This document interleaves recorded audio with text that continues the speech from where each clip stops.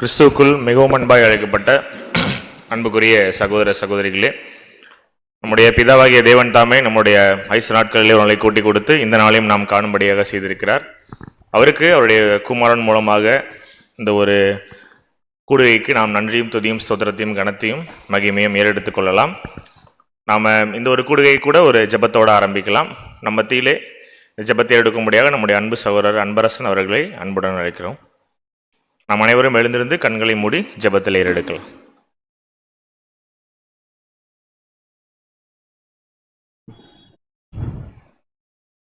ஜெபம் செய்வோம்.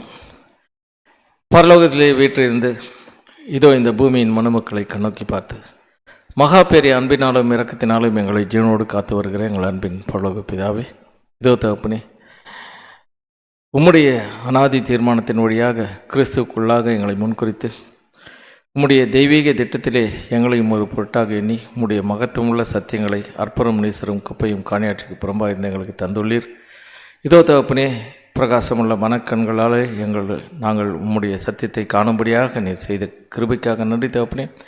வந்து இருக்கும் உம்முடைய பிள்ளைகளுக்கு தகப்பனே, இன்றைக்கு தேவையான உம்முடைய பரலோக ஆசீர்வாதத்தை நீர் தந்து, இதோ தகப்பனே, நாங்கள் என்ன தெரிந்து கொள்ள வேண்டும் என்று நீர் சித்தமாக இருக்கிறீரோ அந்த வார்த்தைகளை நாங்கள் புரிந்து கொள்ளத்தக்கதாக எங்களுக்கு உம்முடைய பரிசுத்தாவியை தந்து வழிநடத்தணுமாய் கெஞ்சி கொண்டாடுகிறோம் தகப்பனே. ஆரம்பம் முதல் முடிவு வரை உம்முடைய தெய்வீக பிரசன்னம் எங்களோடு இருந்து வழிநடத்த வேண்டுமாய் எங்களுடைய ஆண்டவரும் இரட்சகரும் மீட்பெரும் ஜீவாதிபதியுமான கிறிஸ்து இயேசுவின் புண்ணிய நாமத்தில் வேண்டுகிறோம் எங்கள் அன்பின் பரலோக பிதாவே, ஆமென்.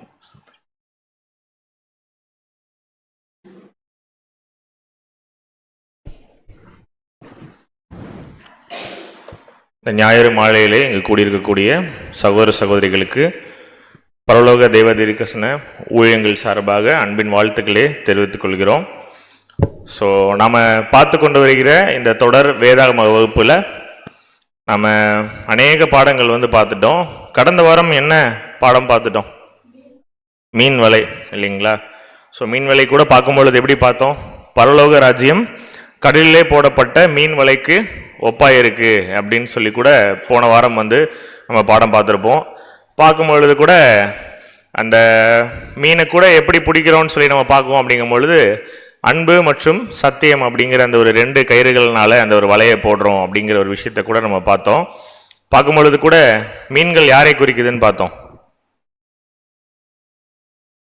ஓகே, ஸோ அப்படி இருக்கும் பொழுது பிரதர் கூட சப்ஜெக்டில் கேட்டிருப்பாரு, நாம் நல்ல மீன்களா இல்லை கெட்ட மீன்களா? நல்ல மீன்கள் தான். ஓகே, நல்ல மீன் என்ன பண்ணும்?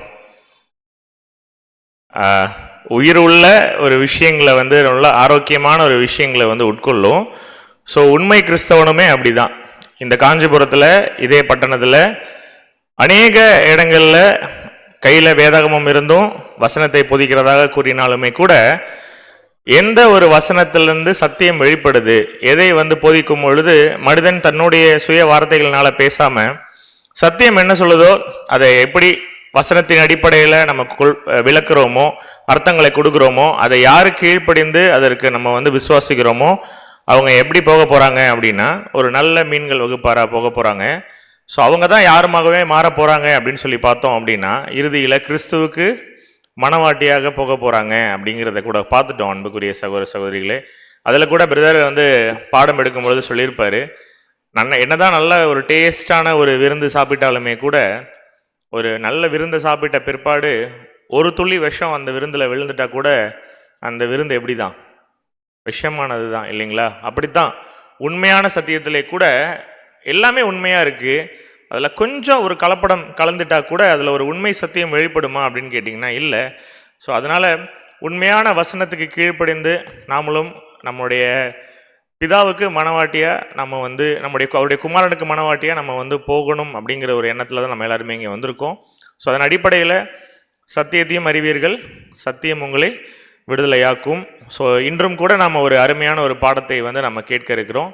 இந்த ஒரு பாடத்தை கூட நமக்கு எடுத்துக் கொடுக்கும்படியாக நம்முடைய அன்பு சகோதரர் புஷ்பராஜ் அவர்களை அன்புடன் அழைக்கிறோம்.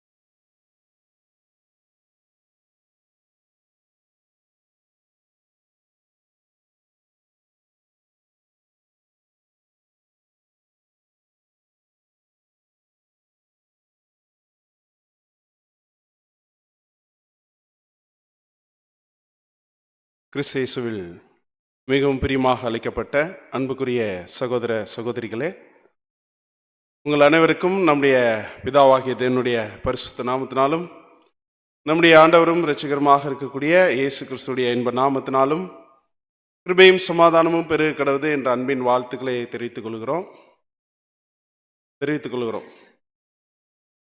ரொம்ப சந்தோஷம் இருக்கீங்க. ரைட். அன்புக்குரிய சகோதர சகோதரிகளே, நம்முடைய இந்த பரலோக தேவனுடைய ஊழியங்கள் சார்பாக வாரந்தோறும் நடத்தப்படக்கூடிய இந்த அடிப்படை வேதாகம வகுப்புல இன்றைக்கு நாம பார்க்க இருக்கக்கூடிய பாடத்துடைய தலைப்பு என்னன்னு சொன்னாங்களா? என்னது? சிலுவையில் பேசின வார்த்தைகளா? 7 வார்த்தைகளா? 7 வார்த்தைகள் கரெக்டா சொல்லணும். அப்போ ஆனா நம்ம என்ன போட்டிருக்கோம் தலைப்பு? சிலுவையில் பேசின வார்த்தைகள் அப்படின்றத போட்டிருக்கிறோம். ஸோ இந்த ரெண்டுக்கும் என்ன வித்தியாசம்னு கூட இன்னைக்கு நம்ம இந்த பாடத்தை பார்த்து முடிக்கும்பொழுது உங்களுக்கு அதோடைய காரியங்கள் உங்களுக்கு புரியும். சரிங்களா? அன்புக்குரிய சகோதர சகோதரிகளே, இப்போ கொஞ்சம் ஒரு 2-3 வாரத்துக்கு முன்னாடி தான் என்ன ஆரம்பிச்சிருக்கு? லெந்து காலம் என்ன பண்ணியிருக்கு? ஆரம்பிச்சிருக்கு. எல்லாரும் எப்படி இருக்கீங்க லெந்து காலத்தில்? எப்போதும் போல தான் இருக்கும். பெரிய வித்தியாசம்லாம் ஒன்றும் இல்லை அப்படின்னு சொல்கிறீங்களா? ஏன்னா பொதுவாக என்ன பண்ணுவாங்கன்னா, அந்த லெந்து காலம்னாலே ஜனங்கள் என்ன நினச்சிக்குவாங்கன்னா ஒரு சோகமான ஒரு காலம். ஆனால் லெந்து அப்படின்ற வார்த்தைக்கு லென்த் டேஸ் அப்படின்னா ஆக்சுவலாக அது வசந்த காலத்தை அது அடையாளப்படுத்தும். சரிங்களா? ஆனால் இந்த ஒரு 40 நாள் ஃபிக்ஸ் பண்ணியிருக்காங்க இல்லையா? கரெக்டாக எங்கே வந்து முடியும் அப்படின்னு பார்த்தீங்கன்னா புனித வெள்ளி. அதில் என்ன ஆகும்? அது முடியும். அது எப்போ தான் ஸ்டார்ட் ஆகணும்? புதன்கிழமை தான் என்ன பண்ணும்? ஸ்டார்ட் ஆகும். வருஷம் எப்படி தான் அது ஆரம்பிக்கும். அது ஏன் அப்படி ஆரம்பிக்குது? ஏன் ஆரம்பிக்குது அப்படி? சாம்பல் ஆரம்பிக்குது. சாம்பல் கண்டிப்பாக என்ன பண்ணி ஆகணும்? பூசியே ஆகணும். ஏன் புதன்கிழமை கரெக்டாக வருஷம் ஆரம்பிக்குதுன்னு கேட்குறேன். அதெல்லாம் தெரியாது. புதன்கிழமை சொல்லியிருக்காங்க, அன்னைக்கு நாங்கள் எல்லாரும் என்ன பண்ணுவோம்? சர்ச்சுக்கு போவோம் அப்படின்னு சொல்கிற விஷயம் அப்படித்தானே? அன்புக்குரிய சகோதர சகோதரிகளே, சரி 40 நாள் அப்படின்னு ஃபிக்ஸ் ஆகிருக்கு இல்லையா? இந்த 40 நாள் எதன் அடிப்படையில் ஃபிக்ஸ் பண்ணியிருக்கிறாங்க?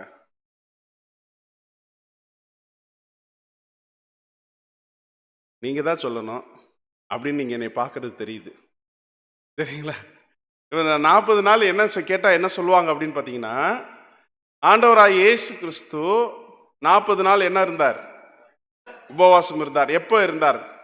அதாவது மரிக்கிறதுக்கு முன்னாடி 40 நாளா, இல்லாட்டினா அவர் பேப்டிசம் எடுத்ததுக்கு அப்புறம் 40 நாளா?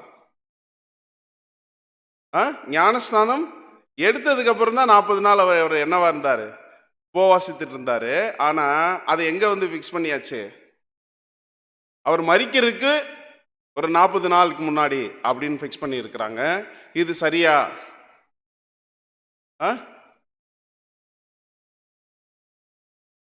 சரி, அது என்னன்னு உங்களுடைய ஆராய்ச்சிக்கு நான் என்ன பண்ணிடுறேன், விட்டுறேன். ஏன்னா நம்ம இவ்வளவு நாள் அனுசரிச்சிருக்கிற வந்ததுல எந்த இடத்துலையுமே நம்ம எந்த கொஸ்டினுமே என்ன பண்ணதில்லை, கேட்டதே இல்லை. எதற்காக நம்ம இதை செய்கிறோம், ஏன் இத்தனை நாள் செய்கிறோம் அப்படின்ற எந்த ஒரு அதோடைய ஆவிக்குரிய காரியத்தையும் அல்லது இந்த இம்மைக்குரிய காரியத்தையும் எதையுமே நம்ம என்ன பண்ணதில்லைன்னா கேட்டதில்லை. ஏன்னா இது வழி வழியா என்ன ஆயிடுச்சு? அப்படியே வந்துருச்சு. இதுல விசேஷமாக இந்த புனித வெள்ளி அன்னைக்கு தான் உலகமெங்கும் இருக்கக்கூடிய அத்தனை கிறிஸ்துவ தேவாலயங்களிலும் எந்த ஒரு விஷயத்தை தியானிப்பாங்க அப்படின்னு பார்த்தீங்கன்னா, நம்முடைய ஆண்டவராக இயேசு கிறிஸ்து சிலுவையில் பேசின அந்த வார்த்தைகளை அவங்க என்ன பண்ணுவாங்கன்னா தியானிப்பாங்க. சரிங்களா? ஆண்டவராக இயேசு கிறிஸ்து சாதாரணமாக பேசினாலே அந்த வார்த்தைக்கு முக்கியத்துவம் இருக்குமா இருக்காதா? நிச்சயமா இருக்கும்.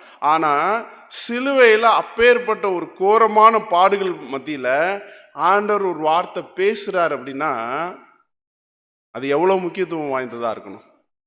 நிச்சயமா என்ன இருக்கணும்? ரொம்ப முக்கியத்துவம் வாய்ந்ததா இருக்கும். அப்படி பேசின வார்த்தைகளுடைய உண்மையான அர்த்தத்தை தெரிஞ்சுக்கிறதோட மாத்திரமல்லாது நம்ம இன்னைக்கு பிதாவாகிய தேவனுடைய அன்பு என்னன்றதை ருசிக்க வந்திருக்கணும். ஏன்னா அவருடைய குமாரனே நமக்காக கொடுத்ததுனால தேவனுடைய அன்பை இன்னைக்கு ருசிக்க போறோம். நம்முடைய ஆண்டவருடைய தியாகத்தை இன்னைக்கு என்ன பண்ண போறோம்னா உணர போறோம். சரிங்களா?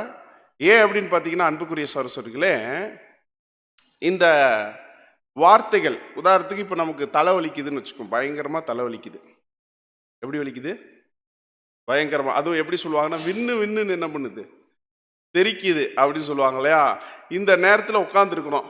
உட்காந்துருக்கும் போது வீட்டில் வந்து என்ன பண்ணுறாங்க அப்படின்னா, சாவி வீட்டை திறந்து சாவி எங்கேயோ என்ன பண்ணிட்டாங்க, எங்கேயோ தொலைச்சிட்டாங்களோ வச்சுட்டாங்களோ. இப்போ நம்மகிட்ட வந்து கேட்குறாங்க, என்ன கேட்குறாங்க? சாவி எங்க அப்படின்னு கேட்குறாங்க. நம்மகிட்ட எல்லாம் கொடுக்கல, அவங்க திறந்து எங்கேயோ என்ன பண்ணிட்டாங்க, போட்டுட்டாங்க. நமக்கு எப்படி இருக்கு? தலை எப்படி இருக்கு? விண்ணு விண்ணுன்னு தெரிக்குது. இப்போ நம்ம என்ன பதில் சொல்லுவோம் சாவி கேட்குறவங்ககிட்ட? பொறுமையாரு, எது சாவியாம்மா, இருமா நான் தேடி எப்படியாவது கண்டுபிடிச்சு எடுத்து தரேமான்னு சொல்லுவோமா? இல்லாட்டினா போயிரு, நான் ஏற்கனவே எப்படி இருக்கேன், பயங்கர தலைவலியில் இருக்கேன் அப்படின்னு சொல்லுவோமா? ப்ராக்டிக்கலா சொல்லுங்க. இந்த ரெண்டாவது தான் கரெக்டா? ஆனா கொஞ்சம் யோசிச்சு பாருங்க, ஆண்டவர் உலகத்திலே மிக உச்சகட்ட வலி, பெயின் ஏற்படுத்தக்கூடிய ஒரு மரண ஒரு அவஸ்தையில தான். ஏன்னா உலகத்திலேயே மிக கொடூரமான மரணம் எது அப்படின்னு பார்த்தீங்கன்னா, இப்போ கத்தியால குத்துறதோ, தலையை வெட்டுறதோ, கையை அறுத்துக்கிறதோ, தூக்குல போறதோ கிடையாது. அன்னைக்கு இருந்த ரோமன் கவர்மெண்ட் கண்டுபிடிச்ச ஒரு சிஸ்டம், அதாவது குற்றவாளியை அதிகபட்ச வழிக்குள்ள கொண்டு போய் அவரை சாகடிக்கணும் அப்படின்னா, அதை அவங்க கண்டுபிடிச்சதுதான் என்ன அப்படின்னு பார்த்தீங்கன்னா, சிலுவை மரணம். அன்புக்குரிய சகோதரர்களே, இன்னைக்கு நிறைய அதை தியானிக்கும் போது என்ன அடிக்கடி என்ன வார்த்தை சொல்லுவாங்கன்னா, அவர் பட்ட பாடுகள், அவர் பட்ட பாடுகள். என்ன பட்ட பாடுகள்? என்ன என்ன என்ன பட்டுட்டார்? கரெக்டாக சொல்ல முடியுமா அப்படின்னா, ஆக்சுவலாக அவர் பட்ட பாடுகளுக்கும் அவருடைய மரணத்துக்கும் ஒரு வார்த்தை டிக்ஷனரியில் இருக்கு. அந்த வார்த்தைக்கு பேர் என்ன அப்படின்னு பார்த்தீங்கன்னா, குரூசிஃபிகேஷன். குரூசிஃபிகேஷன்ற வார்த்தை இயேசு கிறிஸ்துக்கு மாத்திரமே பொருந்தும், வேற யாருக்குமே இந்த வார்த்தை பொருந்தாது. குரூசிஃபிகேஷன் என்ன அர்த்தம் தெரியுமா? நொறுக்கிறதுன்னு அர்த்தம். இப்ப இந்த ஒருத்தர் அப்படியே என்ன பண்றது, அப்படியே நொறுக்கி சாகடிக்கிறதா இருந்தா எப்படி சாகடிக்க முடியும் அப்படின்ற ஒரு மெத்தட் பார்த்தீங்கன்னா, அதுக்கு பேர் தான் என்னன்னா குரூசிஃபிகேஷன். இந்த மாதிரி தான் ஆண்டவர் நமக்காக என்ன பண்றாரு அப்படின்னு பார்த்தீங்கன்னா, மரிக்கிறார். அன்புக்குரிய சார், இப்போ நம்ம பார்க்கும்போது இந்த இந்த ஒரு முறைமையின்படி அவருக்கு மன ரீதியாகவும் உடல் ரீதியாகவும் ரெண்டு இதுலையுமே அவர் பாதிக்கப்படுறார். இப்போ மனசு ரொம்ப ஸ்ட்ராங்கா இருக்குது அப்படின்ற ஒரு கேட்டகரியில் மரணிக்கிறது ஒன்று இருக்கு. மனசு வீக்கா இருக்கு, ஆனால் உடம்பு எப்படி இருக்கு, ஸ்ட்ராங்கா இருக்குன்னு. ஆனால் ரெண்டு விஷயத்திலுமே மிகப்பெரிய சிதைவு ஏற்பட்டு மறிச்ச நம்முடைய இரட்சகர் யாருக்காகனா நமக்காக. ஏன்னா அவருடைய போராட்டம் எங்க இருந்தே ஆரம்பிச்சிருது அப்படின்னு பார்த்தீங்கன்னா, கெத்சமனேல இருந்தே என்ன பண்ணிருது, ஆரம்பிச்சிருது. சரிங்களா? சரி, இப்போ கெத்சமனேல ஆண்டவர் ஜெபம் பண்ணாரா? என்னன்னு சொல்லி ஜெபம் பண்ணார்? இந்த பாத்திரம் என்னை விட்டு நீங்க கூடுமானால், நீங்க அதுக்காக தானே வந்தாரு, மரிக்கிறதுக்காக தானே இந்த பூமியில பிறந்தாரு. அப்படி இருக்கும்போது எதற்காக கெத்சமனேல இந்த பாத்திரம் என்னை விட்டு நீங்க கூடுமானால் நீங்கட்டும்னு சொன்னார்? பிதாவின் சித்தம் தான். இவர் மரிக்கணும்ன்றதான் யாருடைய சித்தம்? பிதாவின் சித்தமே. எங்க அப்பா அவர் சொல்றாரு, இதோ நான்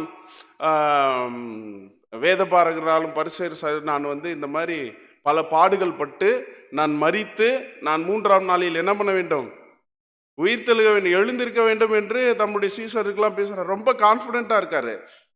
அப்புறம் எதுக்காக கெத்சமனேல வந்து இரத்த வேர்வை, அதாவது அவருடைய வேர்வை துளிகள் இரத்தத்தோடு கலந்து அவருடைய அந்த ஸ்கின், அந்த வேர்வை வெளிவர அந்த ஒரு இதா அப்படியே வந்திருக்கு. இவ்வளோ பெரிய வியாகுலம் பட்டு அவர் என்ன சொல்றாருன்னா, இந்த பாத்திரம் என்னை விட்டு நீங்க கூடுமானால் நீங்கட்டும் அப்படின்னு சொன்னாரே. ஏன்? உங்களுக்கு ஏதாவது தோணுதா? ம் அப்படின்னா அன்புக்குரிய சகோதரர்களே, இப்போ இவர் செய்ய போற காரியம் ஒட்டுமொத்த ஆதாமினுடைய சந்ததிக்கும் மனுக்குலத்துக்கும் ஒரு ரட்சிப்பை கொடுக்க போற விஷயம். கரெக்டா? இதுல ஏதாவது ஒரு விஷயத்துல ஆண்டவர் கொஞ்சம் மாத்தி பண்ணிடுறாருன்னு வச்சுக்குவோம், என்ன ஆயிருக்கும்? என்ன ஆயிருக்கும்? ரெண்டாவது, இந்த பஸ்கா ஆட்டுக்குட்டி எப்ப அடிக்கப்படணும்? அந்த பஸ்கா எடுத்தாங்களா? சப்ஜெக்ட் எடுத்தாங்களா எடுக்கலையா? எடுக்கலீங்களா? ரைட். இப்ப பாத்தீங்கன்னா ஆண்டவராக இயேசு கிறிஸ்து நியாயப்பிரமாணத்தின்படி அவர் மரிக்கணும். நியாயப்பிரமாணத்தில் சொல்லப்பட்ட அந்த பஸ்கா நியமத்தின்படி அவர் என்ன பண்ணணும்னா அந்த ஆட்டுக்குட்டி அடிக்கப்படக்கூடிய நேரத்தில் அவர் மரிக்கணும். புரியுதுங்களா? ஸோ இதில் எந்த பாயிண்ட் அவர் சொதப்பிட்டாலும், இல்லைன்னா டக்குன்னு யாராவது போர்ச்சவன் அவர் அடிக்கும்போது கையை தடுத்துட்டாருன்னு வச்சுக்கோங்க, அவரை பற்றின தீர்க்க தரிசனம் என்ன ஆகாது? நிறைவேறாது. அப்படின்னாலும் என்ன ஆயிடுச்சு? இப்போ என்ன ஒரு இந்த இடத்துல என்ன ஒரு வேதனை அப்படின்னா, அப்பா நான் உங்க சித்தத்தை செய்யறதுக்காக இப்போ நான் மரிக்க போறேன், சரியா செஞ்சிருவேனா மாட்டேனா? ஒன்றும் இல்லை, நம்ம பிள்ளைங்க இந்த என்ட்ரன்ஸ் எக்ஸாம் எழுத போகும்போது நம்ம பிள்ளைகளை கொஞ்சம் பக்கத்தில் போய் நின்று பாருங்க. என்ட்ரன்ஸ் எக்ஸாம் எழுத போகும்போது எப்படி இருக்குங்க? அது கையை பிடிச்சோன்னு வச்சுக்கோங்களேன், கை அந்த பிள்ளைங்க கையை பிடிச்சோன்னே கை என்ன இருக்கும்? சில்லுன்னு இருக்கும். ஏன் அப்படின்னா அதுக்கு என்ன ஆயிரும்? பயத்தில் என்ன ஆயிரும்? வேர்த்துரும். ஆண்டவருக்கு இருந்தது இதே மாதிரி ஒரு வியாகுலம் தான். அவரு மரிக்கிறதுக்கு பயப்படல, வலிக்குமே என்ன பண்ணல, பயப்படல. அப்பாவுடைய விருப்பத்தின்படி சித்தத்தின்படி நான் இதை சரியா செஞ்சிருவேனா அப்படின்ற ஒரு மனநிலைக்குள்ளதான் யார் இருக்கிறா? ஆண்டவராகிய இயேசு கிறிஸ்து இருக்கிறார். அன்புக்குரிய சகோதரர்களே, இப்போதான் இந்த ஒரு விஷயத்திற்காக, ஒரு ஆறுதலுக்காக ஆண்டவராக இயேசு கிறிஸ்து சீசல்கிட்ட வந்து என்ன கேட்டார்னா, என்னோட இருந்து 1 மணி நேரமாவது எனக்காக என்ன பண்ணக்கூடாது? மரிக்க கூடாதாவா? உயிர்த்தெழுக்க கூடாதாவா? ஜெபிக்க கூடாதா அப்படின்னு கேட்டாரா? ஏன்னா ஜெபிச்சிருந்தா நிச்சயமா பிதாவாகிய தேவன் இவங்க மூலியமா பேசி கூட இவருக்கு ஒரு ஆறுதல் என்ன இருந்திருக்கும்? கிடைச்சிருக்கும். சரிங்களா? ஏதாவது ஒரு அவருக்கு வந்து ஏதாவது ஒரு ஆறுதல் யார்கிட்ட இருந்து தேவைப்பட்டுச்சு? அப்பா கிட்ட இருந்து, சீசர்கள் மூலியமாக பிதாவாகிய தேவன் இருந்து அவருக்கு தேவைப்பட்டுச்சு. ஆனா அந்த இடத்துல பெரிய டிசப்பாயின்மெண்ட். இவங்க யாரும் என்ன பண்ணல, ஜெபிக்கல, தூங்கிட்டாங்க. இந்த டிசப்பாயின்மெண்ட்டோடய அப்படியே அந்த அந்த அந்த இரவு பகுதிக்குள்ள அவர் உள்ள போறார். உள்ள போகும்போது கரெக்டா இவர் எத்தனை மணிக்கு அரெஸ்ட் பண்றாங்க தெரியுமா? நைட்டு 12 மணிக்கு அரெஸ்ட் பண்றாங்க. இன்னைக்கும் பார்த்தீங்கன்னா அந்த ரோமன் மெத்தடில் இருந்த கலாச்சாரம் இன்னைக்குமே இருக்கு. மிகப்பெரிய பெரிய தலைவர்கள் எல்லாம் இரவு நேரத்தில் தான் போய் அரெஸ்ட் பண்ணுவாங்க. ஏன் அப்படின்னா பகல் நேரத்தில் ஏன் அரெஸ்ட் பண்ண மாட்டாங்க? பண்ணினா என்ன ஆயிரும்? ஒரு மிகப்பெரிய கலவரம் என்ன ஆயிரும்? உருவாயிருன்றதுக்காக. இப்போ கூட ஒரு சில வருடங்களுக்கு முன்னாடி தமிழக முதலமைச்சரை கூட ஒருத்தரை என்ன பண்ணாங்க, மிட் நைட்ல அரெஸ்ட் பண்ணி கார்ல கூட்டிட்டு போனாங்களா மேஜிஸ்ட்ரேட் வீட்டுக்கு. ஆண்டவரை கைது பண்ணி கார்லயா கூட்டிட்டு போனாங்க? எப்படி கூட்டிட்டு போனாங்க? கையில காலில விலங்கு போட்டு அவரை வந்து கூட்டிட்டு போனாங்க. சரிங்களா? அப்பதான் ஆண்டவர் சொன்னாரு, உங்க முன்னாடி தானே ஏன் திருடனை பிடிக்க வந்த மாதிரி இப்படி வரீங்க, உங்க கூட தானே இருந்தேன் அப்படின்னு என்ன பண்றாருன்னா கேட்கிறாரு. ஸோ இப்போ இவரை கூட்டிட்டு போயிட்டு எங்கெல்லாம் கூட்டிட்டு போறாங்க அப்படின்னு பாத்தீங்கன்னா, அண்ணா காய்பா வீட்டுக்கு கூட்டிட்டு போறாங்க. அதுக்கப்புறம் நியாய சங்கத்தின் முன்னாடி நிப்பாட்டுறாங்க. அதுக்கப்புறம் பிலாத்தோடைய அரண்மனை கூட்டிட்டு போறாங்க. மறுபடியும் ஏரோதோடைய அரண்மனை கூட்டிட்டு போறாங்க. மறுபடியும் பிலாத்தோடைய அரண்மனைக்கு. மொத்தம் 6 கட்ட விசாரணைகளை ஆண்டவர் சந்திக்கிறார். இது நைட்டு ஃபுல்லா இவர் பயங்கரமா இழுத்தடிக்கிறாங்க. இப்படி பயங்கர, ஏன்னா இந்த இந்த மேப் படி பார்த்தீங்கன்னா ஒவ்வொன்றும் ஒவ்வொரு இடம். இந்த இப்போ இந்த உங்க கெத்செமனேல அரெஸ்ட் பண்ணி கூட்டிட்டு போற போது அண்ணா காய்பா இந்த இவர்களுடைய வீடுகள்லாம், ஆக்சுவலா அண்ணா கிட்டலாம் விசாரிக்கணுமா அப்படின்னு கேட்டிங்கன்னா அண்ணா கிட்ட விசாரிக்க வேண்டிய அவசியமே இல்லை. ஏன்னா பிரதான ஆசாரியன் யார் அப்படின்னு பார்த்தீங்கன்னா அந்த வருஷத்துல காய்பா தான். ஸோ எல்லாமே எல்லா விசாரணைகளுமே அநீதியாகவே நடக்குது. யாருக்கு? ஆண்டவராகிய இயேசு கிறிஸ்துக்கு. இவரை நிப்பாட்டி ஒரு பயங்கர தேச துரோகி மாதிரியும் மதத்திற்கு துரோகி மாதிரியும் இவரை என்ன பண்றாங்க அப்படின்னு பார்த்தீங்கன்னா விசாரிக்கிறாங்க. இவர் படிச்ச மனுஷன் கையாலே இவர் அடி வாங்குறாரு. அடிச்சானா இல்லையா? ஆ? ஆண்டவர் ஓங்கி என்ன பண்ணா? ஒரு போர் வீரனுடைய கை எப்படி இருக்கும்? ஆ? பயங்கரமா இருக்கும் இல்லையா? அடிக்கிறான். இது வரைக்கும் சின்ன வயசுலேருந்து ஆண்டவர் யாராவது அடிச்சிருப்பாங்களா? அவங்க அம்மா அப்பா எப்படி பார்த்துருப்பாங்க? ஆண்டவர் கேரக்டருக்கு அவங்க தாயார் மேரி அவர்கள் எப்படி பார்த்துருந்துருப்பாங்க?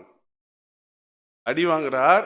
இதை விட என்ன அப்படின்னு பார்த்தீங்கன்னா, தன்னுடைய உடலை, ஏன்னா இப்போ இவர் எப்படி மறிக்கணும் அப்படின்னா, அதான் சொன்னேன், குரூசிஃபிகேஷன், இவர் நொறுக்கணும், நொறுக்கப்பட்டு இவர் மறிக்கணும். நொறுக்கப்பட்டு ஏன் மறிக்கணும் அப்படின்னா,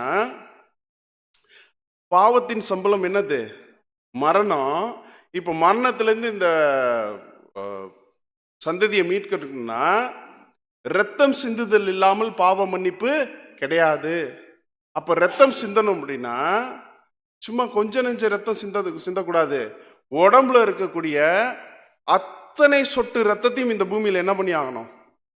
சிந்தி ஆகணும். அதனால தான் இவருக்கு தலையில இருந்து ரத்தம் வரணுன்றதுக்காக தலையில முள்முடி, உடம்புல இருந்து ரத்தம் முதுகு பகுதி இங்கிருந்து வெளியேறதுக்காக இவருக்கு எப்பேற்பட்ட ஒரு ஒரு சித்திரவதைக்குள்ள போறார் அப்படின்னு பார்த்தீங்கன்னா, அந்த சாட்டை, நீங்க இந்த பேஷன் ஆஃப் கிரைஸ்ட் படம் பார்த்துருக்கீங்களா? இந்த இப்போ இப்போ அந்த அடிக்கிறாங்க இல்லையா, இந்த அடிக்கிற அந்த சாட்டையில் என்னெல்லாம் இருக்கும் அப்படின்னு பார்த்தீங்கன்னா, இரும்பு கொக்கி, இரும்பு குண்டுகள் இருக்கும், அதுக்கப்புறம் நாயோடைய எலும்பு துண்டுகள் இருக்கும். அதில் எல்லாமே அதில் மிக்ஸ் பண்ணியிருப்பாங்க. ஃபஸ்ட்டு இந்த இரும்பு குண்டுகள் என்ன பண்ணும்னா அந்த இடத்த சாஃப்ட் பண்ணி விடும், லெகுவாக்கும். அடுத்து இந்த கொக்கியும் அந்த எலும்புகளும் என்ன பண்ணிடும்னா அந்த கறி என்ன பண்ணிடும்? பிச்சு என்ன பண்ணிடும்? எடுத்துடும். ஏன் அப்படின்னா முதுகு பகுதியிலிருந்து இருக்கு என்ன ஆகும்னா ரத்தம் சிந்தப்படணும்.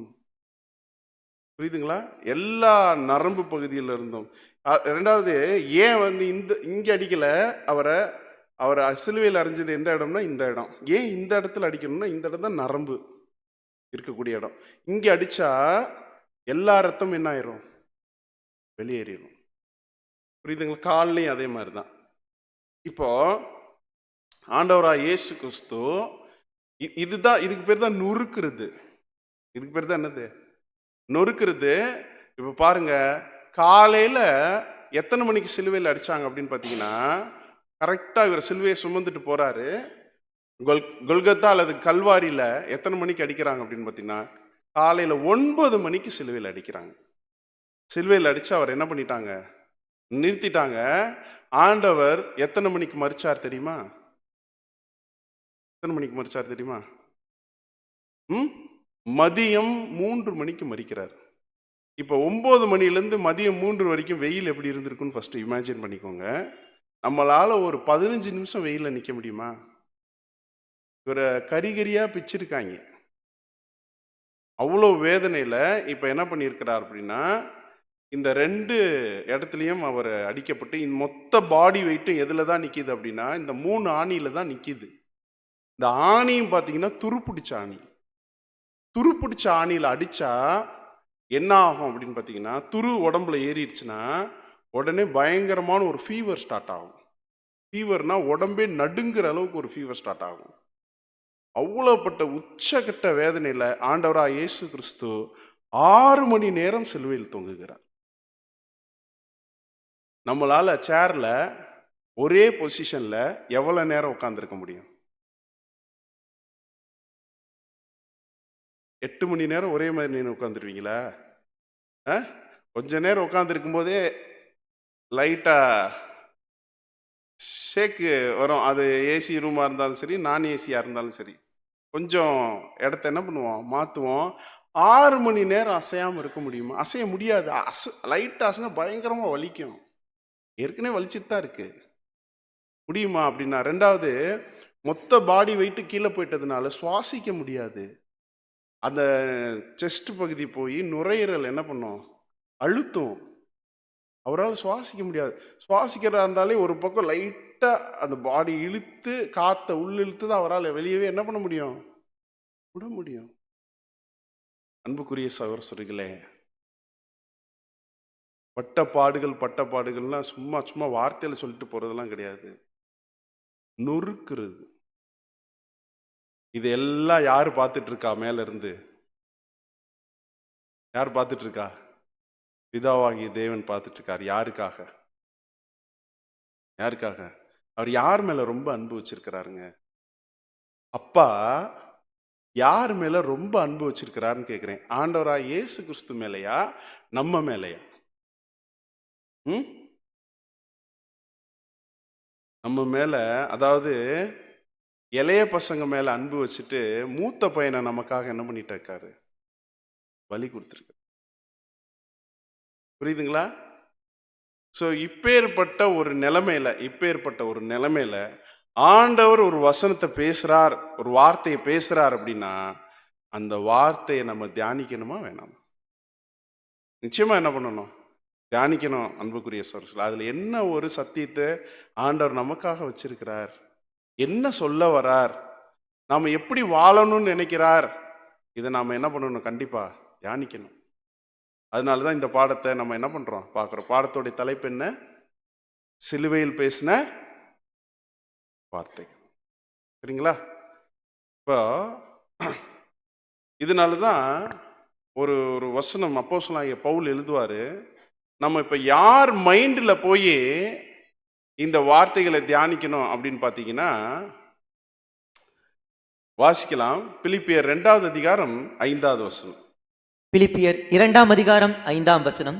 கிறிஸ்து இயேசுவில் இருந்த சிந்தையே உங்களிலும் இருக்க கடவது. இப்போ யாருடைய மைண்டுக்குள்ள போய் இந்த இதை பார்க்கணும்?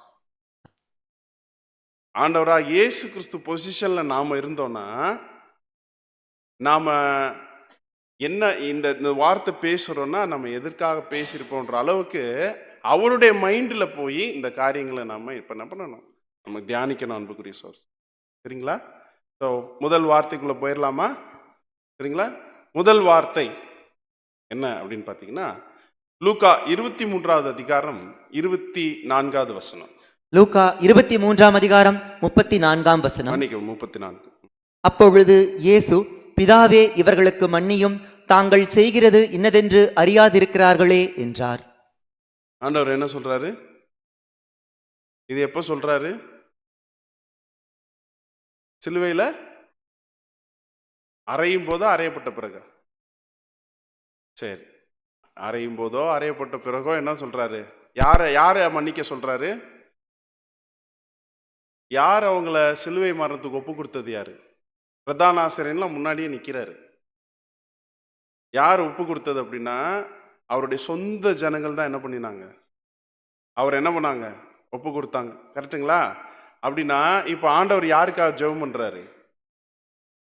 அந்த மக்களுக்காக ஜெபம் பண்றார் அப்படின்றத பார்க்கிறோம். சரி, இப்போ ஆண்டவர் இந்த ஜெருசலேம் நகரத்துல இந்த ஒரு கல்வாரி அப்படின்ற ஒரு மலையில அவர் சிலுவையில் அடிக்கப்படும் போது இந்த வார்த்தையை சொல்லியிருக்கிறார். கரெக்டு அப்படின்னு வச்சுக்கிட்டோம்னா, 4 நாளைக்கு முன்னாடி கரெக்டா அவர் ஜெருசலேமுக்குள்ள வந்தார் இல்லையா? 4 நாளைக்கு முன்னாடி அந்த இஸ்ரேல் ஜனங்களை பார்த்து ஆண்டவர் மற்றொரு வார்த்தை கூட சொன்னார். என்ன சொன்னார்? வாசிக்கலாம். மத்தேயு 23வது அதிகாரம் 37வது வசனம். மத்தேயு 23ஆம் அதிகாரம் 37ஆம் வசனம். எருசலேமே எருசலேமே, தீர்க்கதரிசிகளை கொலை செய்து உன்னிடத்தில் அனுப்பப்பட்டவர்களை கல்லெறிகிறவளே, கோழி தன் குஞ்சுகளை தன் சிறகுகளின் கீழே கூட்டிச் சேர்த்துக் கொள்ளும் வண்ணமாக நான் எத்தனை தரமோ உன் பிள்ளைகளை கூட்டிச் சேர்த்துக் கொள்ள மனதாயிருந்தேன், உங்களுக்கோ மனதில்லாமற் போயிற்று. என்ன சொல்றாரு? ஜெருசலேமே ஜெருசலேம்னா யாரை பத்தி பேசிட்டு இருக்கிறாரு? இஸ்ரேல் ஜனங்களை பத்தி பேசிட்டு இருக்கிறாரு. என்ன சொல்றாருன்னா, தீர்க்கதரிசிகளை கொலை செய்து உன்னிடத்தில் அனுப்பப்பட்டவைகளை கல் எறிகிறவளே, ரொம்ப வருஷமா தேவனுடைய தீர்க்கதரிசிகளை எல்லாம் இவங்க என்ன பண்ணியிருக்கிறாங்கன்னா காலி பண்ணியிருக்கிறாங்க. அதே போல இயேசு கிறிஸ்துவும் இப்ப யாருக்கிட்ட ஒப்பு கொடுத்துட்டாங்க? அந்த ரோமன் கவர்மெண்ட் ஒப்பு கொடுத்துட்டாங்க. இப்படி இருக்கும்போது ஆண்டவர் அவங்கள பார்த்து என்ன சொல்றாரு? மரிக்க போறதுக்கு ஒரு 4 நாளைக்கு முன்னாடி சொன்ன விஷயம் இது. கோழி தன் குஞ்சுகளை தன் சிறகுகளின் கீழே கூட்டி சேர்த்துக் கொள்ளும் வண்ணமாக எத்தனை தரமோ உன்னுடைய பிள்ளைகளை கூட்டி சேர்த்துக்கொள்ள நான் மனதாயிருந்தேன், உங்களுக்கோ மனதில்லாமல் போயிடுச்சு. நான் எவ்வளவோ ட்ரை பண்ணேன். ஏன்னா பாருங்க, ஆண்டவராக இயேசு கிறிஸ்து ஏன் காஞ்சிபுரத்தில் பிறக்கல அப்படின்னு கேள்வி கேட்டால் என்ன சொல்லுவீங்க? காஞ்சிபுரத்தில் பிறந்திருந்தா ரொம்ப நல்லா இருந்திருக்கும் இல்லையா? நம்மளும் அவர் பிறந்த இடத்த ஒரு வீட்டெல்லாம் சுற்றி வேலியெல்லாம் போட்டு ஆண்டவர் பிறந்த இடம்னு சொல்லி கண்காட்சிக்கு விட்டு என்ட்ரி டிக்கெட் 100 ரூபான்னு போட்டு வரவங்கிட்டெல்லாம் காசு வாங்கி கல்லா கட்டியிருப்போம். எதற்காக ஆண்டவராக இயேசு கிறிஸ்து, அது சைலண்ட்ல போட்டுங்க பிரதர், எதற்காக ஆண்டவராக இயேசு கிறிஸ்து இஸ்ரேல் ஜனங்கள் மத்தியில பிறக்கணும் அப்படின்றத நாம கேட்டோன்னா என்ன பதில் சொல்லுவோம்? ஏன் அப்படின்னு பார்த்தீங்கன்னா, ஏன் பிதாவாகிய தேவன் எல்லாமே பிதா, காஞ்சிபுரத்தில் பிறந்தாலும் யார் சித்தம் தான். அப்படி இல்லாம ஏன் அங்க இஸ்ரேல் தேசத்தில் அவர் பிறக்கணும் அப்படின்னா ஆபிரகாமுக்கு கொடுத்த வாக்குத்தத்தம், உன் சந்ததியை நான் வானத்து நட்சத்திரம் போலவும் கடற்கரை மணலை போலவும் நான் என்ன பண்ணுவேன், பெருக பண்ணுவேன், பூமியில உன் சந்ததியை ஆசீர்வதிப்பேன்னு சொல்லியிருந்தார் இல்லையா? அதனால முதலாவது தேவனுடைய சித்தம் என்னன்னா, ஆபிரகாமின் சந்ததியாகிய இஸ்ரேல் ஜனங்கள் ஆசீர்வதிக்கப்படணும். அதனாலதான் தன்னுடைய ஒரே பேரான குமாரனை யார் மத்தியிலே பிறக்க வைக்கிறார்? இஸ்ரேல் ஜனங்கள் மத்தியிலே என்ன பண்றார்? அவர் பிறக்க வைக்கிறார். அதனாலதான் அவர் எந்த ஊர்ல பிறக்கல?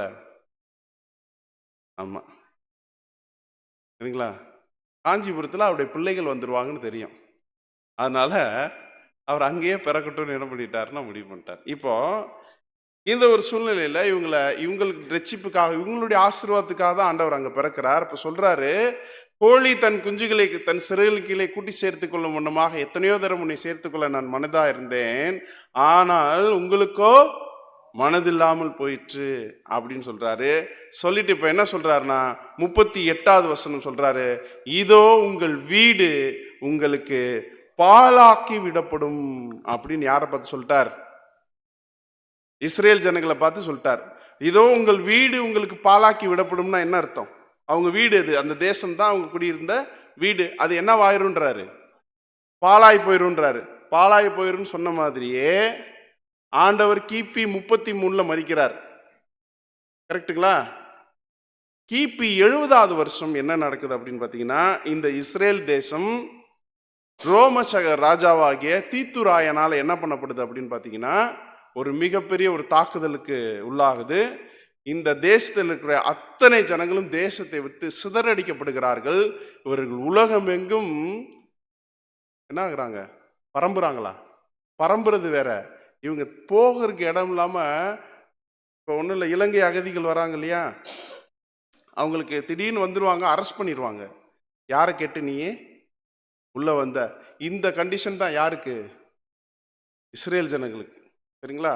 இப்போ நம்மகிட்ட இப்போ என்ன கேள்வி அப்படின்னு பார்த்தீங்கன்னா, பிதாவே இவர்களுக்கு நீங்க என்ன பண்ணுங்க, மன்னியும், தாங்கள் செய்கிறது இன்னதென்று அறியாது இருக்கிறார்களே அப்படின்னு யாருக்காக ஜெபம் பண்ணியிருக்காரு? இஸ்ரேல் ஜனங்க இவங்களை மன்னியும் ஜெபம் பண்ணியிருக்காரு. ஆனா 4 நாளைக்கு முன்னாடி தான் என்ன சொல்லியிருக்கிறாரு? இதோ உங்கள் வீடு உங்களுக்கு பாலாக்கி விடப்படும்.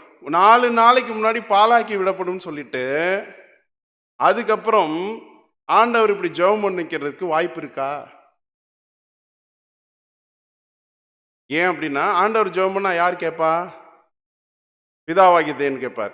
இப்போ இவர்களை மன்னியும் சொன்னா யார் மன்னிச்சிருப்பா? பிதா மன்னிச்சிருந்தாருன்னா இவர்கள் தேசம் என்ன இருக்காது? பாலாயிருக்காது. ஆனா என்ன ஆயிடுச்சு? பாலாயிருச்சு. அப்படின்னா ஆண்டவர் 4 நாளைக்கு முன்னாடி ஒரு பேச்சு, என்ன பேச்சா பேசு, 4 நாளைக்கு அப்புறம் ஒரு பேச்சு பேசுவாரா? பேச மாட்டார். ரெண்டாவது, நிறைய பேர் என்ன சொல்லுவாங்கன்னா, பாருங்க ஆண்டவர் எவ்வளோ பெரிய ஒரு காருண்யம் மிகுந்தவர் பாருங்க, அவர் எல்லாரும் அடிக்கிறாங்க, ஆனா அவங்களுக்காக என்ன பண்றாரு? இவரு ஜெபம் பண்றாரு பாருங்க. ஆக்சுவலா இந்த ஒரு இடத்துல தான் ஆண்டவர் பெரிய இரக்க பெருக்கமானவர், அன்புள்ளவர் நிரூபிக்க வேண்டிய அவசியம் இல்லை. ஏன்னா ஏற்கனவே மலை பிரசங்கத்திலே சொல்லிட்டார். என்ன சொல்லிட்டார்? உங்கள் சத்துருக்களை நீங்கள் என்ன பண்ணுங்க, சிநேகிங்கள், உங்களை துன்பப்படுத்துறவர்களுக்காக அவங்கள நீங்க ஆசீர்வதிங்க, அவங்களுக்காக ஜெபம் பண்ணுங்க, எல்லாமே சொல்லி முடிச்சிட்டார். அது மட்டும் இல்லாம ஒரு நாயினூர் ஊரோட விதவையோட பையன், ஒரே பையன் இறந்துட்டார்ல, அவரை தூக்கிட்டு போறாங்க. தூக்கிட்டு போகும்போது அவங்க யாரும் இவர்கிட்ட வந்து ஹெல்ப்லாம் என்ன பண்ணல, கேட்கல. இவர் தான் என்ன பண்ணாரு, பாடையை நிப்பாட்டுனாரு. ஏன் யாரை பார்க்குறாருன்னா அந்த அம்மாவை பார்க்குறாரு. இருந்த ஒரே பையன், அந்த ஹஸ்பண்ட் கிடையாது. அந்த பையனும் செத்து போயிட்டான். அந்த அம்மா எப்படி வேதனைப்படும். இவர் ஸ்டாப் பண்ண சொல்றாரு. அதனால இவர் பெரிய இறக்கப்பட்டு மிகுந்தவர்னு இந்த இடத்துல தான் நிரூபிக்க வேண்டிய அவசியம் கிடையாது. அப்படி இருக்கும்போது பிரதர் என்ன வசனம் இருக்குதுங்களே பிரதர், இதோ உங்களுக்கு மன்னியும், இவர்கள் செய்கிறது இன்னதென்று அறியாமல் செய்கிறார்கள் சொன்னாரே, அப்படின்னா என்ன அப்படின்னு நம்ம பார்க்கும் பொழுது, நம்ம பொதுவாக ஒரு வசனம் கொஞ்சம் நமக்கு ஒரு மாதிரி இருந்துன்னா என்ன பண்ணுவோம் வழக்கமா? வெரி குட், எங்க போவோம்? பிரதர் சொல்றது கரெக்டு. வேற ஏதாவது ஜோடி வசனம் இருக்குதான்னு பார்க்கறது ஒன்று இருக்கு. அது மட்டும் இல்லாமல் மூல பிரதிக்கு போவோம். அதாவது பழைய ஏற்பாடு எபிரேய மொழியிலையும் புதிய ஏற்பாடு கிரேக்க மொழியிலையும் ஒரிஜினல் எழுதியிருந்தாங்க இல்லையா, அந்த ஒரிஜினல் பைபிளில் இது இருக்குதா அப்படின்னு போய் பார்த்தா, அன்புக்குரிய சகோதரர்களே, லூக்கா புஸ்தகம் 23ஆம் அதிகாரம் 34வது வசனம் இருக்கு இல்லையா, இந்த வசனம் இதை வாசிங்க பிரதர். லூக்கா 23ஆம் அதிகாரம் 34ஆம் வசனம்.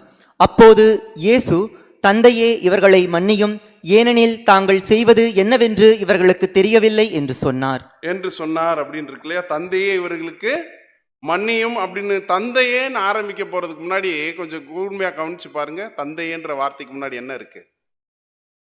இயேசுன்னு இருக்கா? சரி, இயேசுக்கும் தந்தைக்கும் நடுவில் என்ன இருக்கு? கமா இருக்கு. சரி, கமாவுக்கும் தந்தைக்கும் ஒரு ஸ்டார் இருக்கா? டபுள் கொட்டேஷன் ஒரு ஸ்டார் வந்திருக்கா? ஸ்டார் இருக்கா இல்லையா? பொதுவாக நம்ம ஊர்ல எல்லாம் அட்வர்டைஸ்மெண்ட் போடும்போது பக்கத்துல மேல ஸ்டார் போட்டான்னு என்ன அர்த்தம்? இம்பார்ட்டன்ட் அர்த்தமா? அது ஸ்கூல்ல படிக்கும் போது நீங்க போடுற ஸ்டாரு. சரிங்களா? நோட்ஸ் பக்கத்துல ஒரு ஸ்டார் போட்டிருக்கு நம்ம பிள்ளைங்க. அப்படின்னா என்ன அர்த்தம்னா, இந்த கேள்வி கண்டிப்பா பரீட்சையில வரும் அப்படின்னு போடுற அந்த ஸ்டார் இல்லை. இந்த ஸ்டார் என்ன, கண்டிஷன் அப்ளைன்னு அர்த்தம் ஆட்ல. இங்க என்ன அப்படின்னு பார்த்தீங்கன்னா, மூலப்பிரதியில பார்க்கும்போது இப்போ இந்த பைபிள்ல இந்த 34வது வசனம் இருக்கு இல்லையா, இங்க இருக்கு இல்லையா, பிராக்கெட்ல போட்டிருக்கா? பிராக்கெட்ல இயேசு, தந்தையே இவர்களை மன்னியும், ஏனெனில் தாங்கள் செய்வது இன்னதென்று இவர்களுக்கு தெரியவில்லை என்று சொன்னார்னு ஒரு அடைப்புக்குறி ஒரு பிராக்கெட் போட்டு அதுக்கு மேல ஸ்டார் போட்டிருக்கா. இங்க என்ன எழுதியிருக்கு பாருங்க, வாசிங்க பிரதர். அடைப்புக்குறிக்குள் உள்ள சொற்றொடர் பல முக்கிய கையெழுத்து படிகளில் காணப்படவில்லை. முக்கிய கையெழுத்து படினா வேற ஒன்றும் இல்லை. ஒரிஜினல் மேனுஸ்கிரிப்ட்ல, ஒரிஜினல் பைபிள்ல இந்த வசனம் கிடையாது. நம்ம ஆளுக்கான 7 வார்த்தைகள் என்ன பண்ணுங்க, எல்லா வருஷமும் புனித வெள்ளி அன்னைக்கு பேசுவாங்க. சரியா? இந்த வசனத்தை எடுத்து பேசுவாங்க. அவங்களுக்கு தெரிஞ்சதுல என்ன, கமிட்டிக்கு ஒரு வார்த்தை வேற கொடுத்துருவாங்க. அந்த சர்ச்சில் நிறைய கமிட்டி இருக்கும். அதில் இந்த கமிட்டிக்கு இந்த வார்த்தை, இந்த கமிட்டிக்கு அவர் கமிட்டியில் இருக்கிற அந்த வந்துட்டு அந்த வார்த்தையை பேசுறீங்க, கமிட்டியில் இருக்கிற அரசியல்லாம் பேசிக்கிட்டு இருப்பாரு அந்த வார்த்தையை மேட்ச் பண்ணி. நாங்கள் இப்படி தான் மன்னிச்சோம் ஆண்டவர் மாதிரி அப்படின்னு ஏதோ ஒரு சம்பவத்தை எடுத்து என்ன பண்ணிட்டு இருப்பாரு. இப்படி தான் வார்த்தை பேசிக்கிட்டு இருப்பாங்க. அன்புக்குரிய சகோதர சகோதரிகளே, ஆண்டவராய் இயேசு கிறிஸ்து இந்த இடத்துல தான் பெரிய காருண்யம் மிக்கவர் அப்படின்னு சொல்லி தன்னுடைய காரியத்தை உணர்த்த வேண்டிய அவசியம் இல்லை. ஏன்னா 4 நாளைக்கு முன்னாடி இஸ்ரேல் ஜனங்களை பற்றி என்ன சொல்லிட்டாருன்னா, இதோ உங்கள் வீடு உங்களுக்கு பாழாக்கி விடப்படும் அப்படின்னு சொல்லியிருந்தாரு. ஒருவேளை ஆண்டவர் இந்த வாசனம் சொன்னது உண்மைதான்னா, பிதாவாகிய தேவன் நிச்சயமாக ஆண்டவருடைய இந்த ஜெபத்தை கேட்டு அவர்களை மன்னிச்சிருந்திருப்பார். அப்படி நடந்ததாகவும் தெரியல. சரிங்களா? 2வது, ஆண்டவராய் இயேசு கிறிஸ்து இவங்க இந்த ரோமன் கவர்மெண்ட்டை கொடுத்துட்டாங்க. அதாவது பிதாவை தேவன் பார்க்குறா, நம்ம சொந்த பிள்ளையவே இவங்க என்ன பண்ணிட்டாங்க, இப்படி மரணத்துக்கு ஒப்பு கொடுத்துட்டாங்களேன்னு இவங்களை வந்து இந்த 2000 வருஷமா உலகம் ஃபுல்லா சிதறடிச்சாரா இல்லை வேற ஏதாவது காரணமா இருக்குமா? நான் சொல்றது கேட்குது, புரியுதுங்களா? இப்போ இஸ்ரேல் ஜனங்களுக்கு இப்படி ஒரு தண்டனை வந்துச்சுல, இந்த தண்டனை ஆண்டவரா இயேசு கிறிஸ்துவை காட்டி கொடுத்துட்டதுனாலயா இல்லை வேற ஏதாவது காரணமான்னு கேட்குறேன். இப்படி அவரை வந்து கொலை பண்ணிட்டாங்கன்னு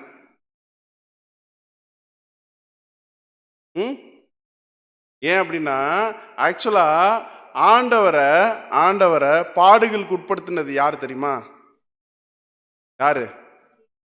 வாசிங்க, ஏசாயா புஸ்தகம் 53வது அதிகாரம் 10வது வசனம். ஏசாயா 53ஆம் அதிகாரம் 10ஆம் வசனம்.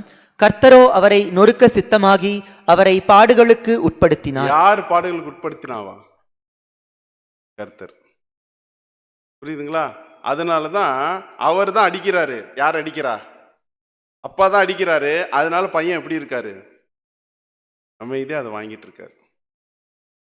அப்படின்னா ஏன் பிரதர் இஸ்ரேல் ஜனங்களுக்கு இப்பேற்பட்ட ஒரு மிகப்பெரிய ஒரு பிரச்சனை வந்துச்சு ஆண்டவருடைய மரணத்துக்கு அப்புறம் அப்படின்னு நீங்க கேட்டீங்கன்னா, ஆண்டவரை இவங்க வந்து பாடுகளுக்கு உட்படுத்தி அவரை வந்து கொலை பண்ணதுனால கிடையாது. அவங்க யாக்கோபுடைய நாட்கள்ல இருந்து தேவன் அவர்களை தூக்கி சுமந்து வந்த அத்தனை வருஷங்களுடைய ஃபேவரையும் அவங்க என்ன பண்ணிட்டாங்கன்னா வீண் விருதாவாக நினைச்சிட்டாங்க. கிட்டத்தட்ட 2520 வருஷங்கள் யாக்கோபுடைய மரணத்திலிருந்து இவங்க எகிப்துக்கு போய் அடிமையா இருந்தது மோசையை கூப்பிட்டு அவங்கள விடுவிச்சதுல இருந்து அவங்களோட எப்பவுமே கூட இருக்கிறார். ஆனா அந்த ஒரு மிகப்பெரிய ஒரு ஆசீர்வாதத்தை ஐஸ்வர்யத்தை இவங்க என்ன பண்ணிட்டாங்க அப்படின்னு பாத்தீங்கன்னா அசட்டை பண்ணிட்டாங்க. இது நிமித்தம் தான் அதே ஈக்குவல் போர்ஷன் இப்போ இந்த ஜனங்கள் எதுக்குள்ள போறாங்கன்னா தண்டனைக்குள்ள போறாங்க. சரிங்களா? ஸோ ஃபர்ஸ்ட் வசனம் நம்ம பார்த்தோம், தந்தையே இவர்களுக்கு மன்னியும், இவர்கள் செய்கிறது இன்னதென்று அறியாமல் இருக்கிறார் சொன்ன வசனம் பைபிள்ல இல்லை. 2வது வசனத்துக்கு போயிருமா? 2வது வசனமும் இல்லை. 3வது இப்படி சொல்லிடுவாருன்னு நினைக்காதீங்க. சரிங்களா? இந்த வசனத்தை தவிர மிச்சம் எல்லா வசனமும் இருக்கு. அது என்ன வசனம் அப்படின்னு நம்ம பார்க்க போறோம். அடுத்து அதே லூக்கா புஸ்தகம் 23வது அதிகாரம் 43வது வசனம். லூக்கா 23ஆம் அதிகாரம் 43ஆம் வசனம். இயேசு அவனை நோக்கி, இன்றைக்கு நீ என்னுடனே கூட பரதீசில் இருப்பாய் என்று மெய்யாகவே உனக்கு சொல்லுகிறேன் என்றார். இது யார்கிட்ட சொன்ன வசனம்? கல்வன். அது எப்படிப்பட்ட கல்வன்? அவன் நல்ல கல்வனா கெட்ட கல்வனா? நல்ல கல்வன். கல்வன்ல என்னங்க நல்ல திருடேன்ல இவன் எப்படி திருடேங்க? இவன் நல்ல திருடேன், இவன் கெட்ட திருடேன் அப்படின்னு சொல்றதுக்கு இருக்கா? மன திரும்பிட்டதுனால ஆக்சுவலா அது கொஞ்ச நேரத்துக்கு முன்னாடி இவன் என்ன பண்ணிட்டு இருந்தான் தெரியுமா? இவனும் திட்டிக்கிட்டு தான் இருந்தான். 2 பேருமே திட்டிக்கிட்டு தான் இருந்தாங்க. யார? ஆண்டவரை. லாஸ்ட் கொஞ்சம் வரதான் இவன் சைலண்ட் ஆயிட்டு அப்புறமேட்டு ரியலைஸ் பண்ணிட்டு தப்பா திட்டிட்டோம் போல, தெரியாம திட்டிட்டோம் போல அப்படின்னு சொல்லிட்டு இப்ப ஆண்டவரை பார்த்து என்ன சொல்றான் அப்படின்னா, அதுக்கு முந்தின வசனம் வாசிக்கலாம். 42ஆம் வசனம். இயேசுவை நோக்கி, ஆண்டவரே, நீர் உம்முடைய ராஜ்யத்தில் வரும்போது அடியேனை நினைத்தருளும் என்றான். என்ன சொல்றாரு? என்னென்ன வார்த்தை கவனமா கவனிங்க. அந்த நாட்களில் யாராவது ராஜ்யத்தை பத்தி பேசினாங்களா? இவர் வந்து எத்தனை இடத்துல பேசியிருப்பாரு. யாராவது ராஜ்யத்தை பத்தி அவர்கிட்ட வந்து கேள்வி கேட்டாங்களா, எதுவும் பண்ணாங்களா தெரியல. ஆனா இவன் சொல்றான் பாருங்க, ஆண்டவரே நீர் உம்முடைய ராஜ்யத்தில் வரும் பொழுது அடியனை என்ன பண்ணிருங்க நினைச்சுக்கோங்க அப்படின்னு சொல்லும்போது தான் ஆண்டவர் என்ன பதில் சொன்னார்? இன்றைக்கு நீ என்னோட கூட என்ன பண்ணுவ? பரதேசியில இருப்ப அப்படின்னு சொன்னாரா? கரெக்டுங்களா? இப்போ உங்கள்கிட்ட ஒரு கேள்வி கேட்கிறேன். என்னைக்கே பரதேசியில் இருப்பேன்றாரு? இன்றைக்கே. ஆண்டவராய் இயேசு கிறிஸ்துவே மரிச்சு எத்தனாம் நாள் தான் உயிர் தெழுந்தாரு? 3ஆவது நாள் தான் என்ன பண்ணாரு? உயிர் தெழுந்தார். ஏன்னா வசனம் என்ன சொல்லுது? மத்தேயு 12:40 வாசிக்கலாம். மத்தேயு 12ஆம் அதிகாரம் 40ஆம் வசனம். யோனா இரவும் பகலும் 3 நாள் ஒரு பெரிய மீனின் வயிற்றில் இருந்தது போல மனுஷகுமாரனும் இரவும் பகலும் 3 நாள் பூமியின் இருதயத்தில் இருப்பார். கரெக்டா? அப்படி இருக்கும்போது எப்படி அன்னைக்கே இவன் அவரோட கூட பரதேசில் இருப்பான்? சரியாதான் கேட்கிறேனா இல்ல மாறி மாறி ஏதோ கேட்கிறேனா? கேட்கணுமேன்னு கேட்கிறேனா? கரெக்டா? ஆண்டவரே எப்பதான் உயிர்த்தெழுகிறார்? 3ஆம் நாள் தான் உயிர்த்தெழுகிறார். அப்படி இருக்கும்போது எப்படி இன்றைக்கே என்னோட கூட, சரி அதுக்கு முன்னாடி பரதேசினா என்ன? பரதேசி பரதேசம் இல்லைங்க, பரதீசி. அதாவது இங்கிலீஷ்ல என்ன சொல்லுவாங்க அப்படின்னா பாரடைஸ். பாருங்க பிரதர் கரெக்டா சொல்றாங்க, பாரடைஸ் அப்படின்னு சொல்றாங்க. சரிங்களா? இந்த இங்கிலீஷ் பைபிள்ல அப்படிதான் வரும், பாரடைஸ் அப்படின்னு வரும். இந்த பரதீஸ்ன்றது பாரடைஸ். சரி, what is mean by paradise? சொர்க்கம்.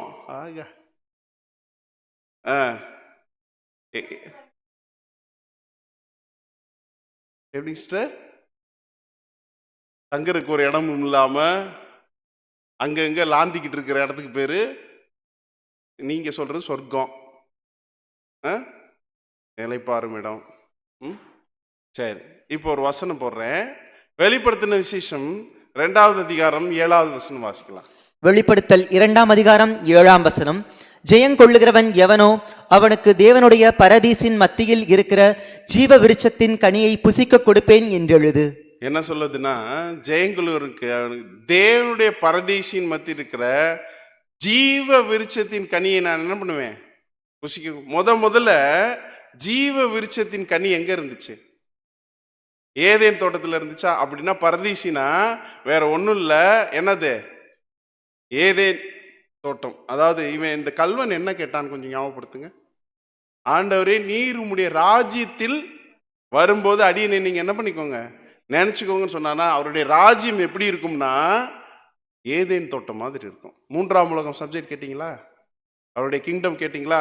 அவருடைய கிங்டம் இந்த பூமியில இப்படிதான் வரப்போகுது. உங்களுடைய கிங்டம் இந்த பூமியில எக்ஸ்டாப்ளிஷ் ஆகி இந்த பூமியே ஏதேன் தோட்டம் மாதிரி வர்றதுனால வர ஒரு கண்டிஷன் வரும் பொழுது நீங்க என்னை கொஞ்சம் என்ன பண்ணிக்கோங்க, நினைச்சுக்கோங்க அப்படின்னு சொல்லு. சரிங்களா? ரைட். அப்ப பரதீசினா என்னன்னு நமக்கு புரிஞ்சிருச்சு. ஆனா ஒண்ணுதான் புரியல, எப்படி ஆண்டவர் இன்றைக்கே என்னோட கூட பரதேசில் இருப்பேன்னு சொன்னாரு. அப்படின்னா அன்புக்குரிய சகோதரர்களே, ஒரு பைபிள் நம்ம இப்போ வச்சிருக்கிற பைபிள்ல மொழிபெயர்த்தாங்க இல்லையா? யார் மொழிபெயர்த்தது? யாரோ மொழிபெயர்த்தாங்க. எழுதினவங்க யாருன்னு நமக்கு தெரியும். சரிங்களா? மொழிபெயர்த்தது யாருன்னா அது தெரியாது. இந்த அதிகாரங்கள் பிரிச்சது யாரு, வசனங்கள் பிரிச்சது யாரு அப்படின்னு உங்களுக்கு தெரியுமா? அதாவது 1236வது வருஷம் கார்டினல் கேரோ அப்படின்றவர் தான் வேதாகமத்தில் இருக்கக்கூடிய அத்தனை அவங்க வரிசை எழுதிட்டாங்க. இதை அதிகாரமா பிரிக்கிறார். சரிங்களா? அதே சமயத்துல ஒரு அதிகாரத்துக்கு இத்தனை வசனம் அப்படின்றத யாரு பிரிக்கிறா அப்படின்னு பாத்தீங்கன்னா 1551ல ராபர்ட் ஸ்டீபன்சன் அப்படின்றவர் பிரிக்கிறார். இப்படி பிரிக்கும் போது இப்ப நாம பார்த்த வசனம் இருக்கு இல்லையா, லூக்கா புஸ்தகம் 23வது அதிகாரம் 43வது வசனம் இருக்கு இல்லையா, இந்த வசனத்தை அவங்க ஒரிஜினல்ல இருந்து இவங்க டிரான்ஸ்லேட் பண்ணி எழுதிட்டு இருக்கும்போது, மொழிபெயர்த்து கொண்டு இருக்கும்போது, ஒரு கமாவை கொஞ்சம் பின்னாடி போட்டாங்க. முன்னாடி போட வேண்டிய கமாவை பின்னாடி போட்டுட்டாங்க. உங்களுக்கு சொல்றது ஏதாவது புரியுதா? புரியாது. சரிங்களா? இப்போ உங்களுக்கு புரியும்படியாக நான் உங்களுக்கு சொல்றேன். என்ன அப்படின்னு பார்த்தீங்கன்னா, and Jesus said unto him, verily I say unto thee, today shall thou be with me in paradise அப்படின்னு வந்திருக்கணும். அதாவது என்னன்னா, இன்னைக்கே நான் உனக்கு சொல்றேன், நீ என் கூட எங்க இருப்ப? பரதேசியில இருப்ப அப்படின்றதுக்கு பதிலா எப்படி வந்துருச்சு அப்படின்னு பார்த்தீங்கன்னா, and Jesus said unto him, verily I say unto thee today, அந்த விஷயம் எங்க தீல கமா வந்துருச்சு. டுடே கிட்ட வரணும். இதுதான் சரி. அதாவது இன்னைக்கே நான் உனக்கு சொல்றேன், நீ என் கூட எங்க இருப்ப? பரதேசில இருப்ப அப்படின்னு சொல்லணும். கமாவை முன்னாடி போட்டிருக்கு பதிலா அதுக்கு முன்னாடியே போட்டாங்க. நான் சொல்றேன், இன்னைக்கு என் கூட எங்க இருப்ப? நான் சொல்றது உங்களுக்கு ஏதாவது புரியுதா? வித்தியாசம் புரியுதா? இப்போ உதாரணத்துக்கு நம்ம வீட்டுக்கு வந்து ஒருத்தவங்க என்ன பண்றாங்கன்னா கல்யாண பத்திரிக்கை வைக்கிறாங்க. கல்யாண பத்திரிக்கை வச்சுட்டு, அக்கா கண்டிப்பா வந்துருனுக்கா, மறந்துடாதக்கா அப்படின்னு ஏதோ சொல்றாங்கன்னு வச்சுக்கோங்களேன். நம்ம பதில் என்ன சொல்றோம்னா, நம்ம போறதுக்கு கன்ஃபார்ம் ஆயிடுச்சு, அதனால என்ன சொல்லுவோம், வந்துருவோங்கன்னு. ஒரு சிலர் என்ன சொல்லுவாங்கன்னா, இன்னைக்கே சொல்றேங்க வந்துருவேங்க அப்படின்னா, இன்னைக்கே வந்துருவேன்னு அர்த்தம். இன்னைக்கே நான் உங்களுக்கு என்ன பண்றேன். ஏன்னா ஆண்டவருடைய யூசேஜ் ஃபுல்லாமே எப்படி தான் இருக்கும் அப்படின்னா, நான் இன்று உனக்கு விதிக்கிற கட்டளைகளையும் கற்பனைகளையும் நீ கை கொள்வாயானால், அவருடைய யூசேஜ் எப்படி இருக்குன்னு இன்னைக்கு நான் உனக்கு சொல்றேன் அப்படிதான் சொல்வார். உதாரணத்துக்கு உபாகமம் புஸ்தகம் கூட வாசிங்க, 15வது வசனம், 15வது அதிகாரம் 15வது வசனம். உபாகமம் 15ஆம் அதிகாரம் 15ஆம் வசனம். நீ எகிப்து தேசத்தில் அடிமையாய் இருந்ததையும் உன் தேவனாகிய கர்த்தர் உன்னை மீட்டுக் கொண்டதையும் நினைவு கூறக் கடவாய். ஆகையால் நான் இன்று இந்த காரியத்தை உனக்கு கட்டளையிடுகிறேன். நான் இன்று இந்த காரியத்தை உனக்கு என்ன பண்றேன், கட்டளையிடுகிறேன் அப்படின்னு சொல்லுவார். புரியுதுங்களா? அதே இது உபாகமம் 30:16 வாசிங்க. உபாகமம் 30ஆம் அதிகாரம் 16ஆம் வசனம். நீ பிழைத்து பெருகும்படிக்கும் நீ சுதந்தரிக்கப் போகிற தேசத்தில் உன் தேவனாகிய கர்த்தர் உன்னை ஆசீர்வதிக்கும்படிக்கும் நீ உன் தேவனாகிய கர்த்தரில் அன்பு கூறவும் அவர் வழிகளில் நடக்கவும் அவர் கற்பனைகளையும் கட்டளைகளையும் நியாயங்களையும் கைக்கொள்ளவும் நான் இன்று உனக்கு கற்பிக்கிறேன். பாருங்க, நான் இன்று உனக்கு கற்பிக்கிறேன். இன்னைக்கே சொல்றேன், இன்னைக்கு நான் உனக்கு கற்பிக்கிறேன், இன்று இந்த காரியத்தை உனக்கு கட்டளையிடுகிறேன்னு சொல்லிட்டு அவருடைய யூசேஜே எப்படி தான் இருந்திருக்குன்னா, பழைய ஏற்பாடு நாட்கள்ல இருந்து எப்படி தான் இருந்திருக்கு, இன்னைக்கு நான் உனக்கு சொல்றேன். அப்போ ஆண்டவர் என்ன சொன்னார் அந்த கல்வன்ட்டனா, இன்னைக்கே நான் உனக்கு சொல்றேன், நீ என் கூட எங்க இருப்ப, பரதேசில இருப்ப. அதை ஆனா எப்படி கமா வந்து என்ன பண்ணிட்டாங்க, முன்னாடியே போட்டு ஆண்டவர் என்ன சொன்னார்னா, இன்றைக்கே நீ என்னோட கூட பரதேசில இருப்பான்னு எழுதிட்டாங்க. ஒரு ஃபேமஸான ஒரு ஜட்ஜ்மெண்ட் இருக்கு. ஒரு ஜட்ஜ்மெண்ட் எழுதுறார்.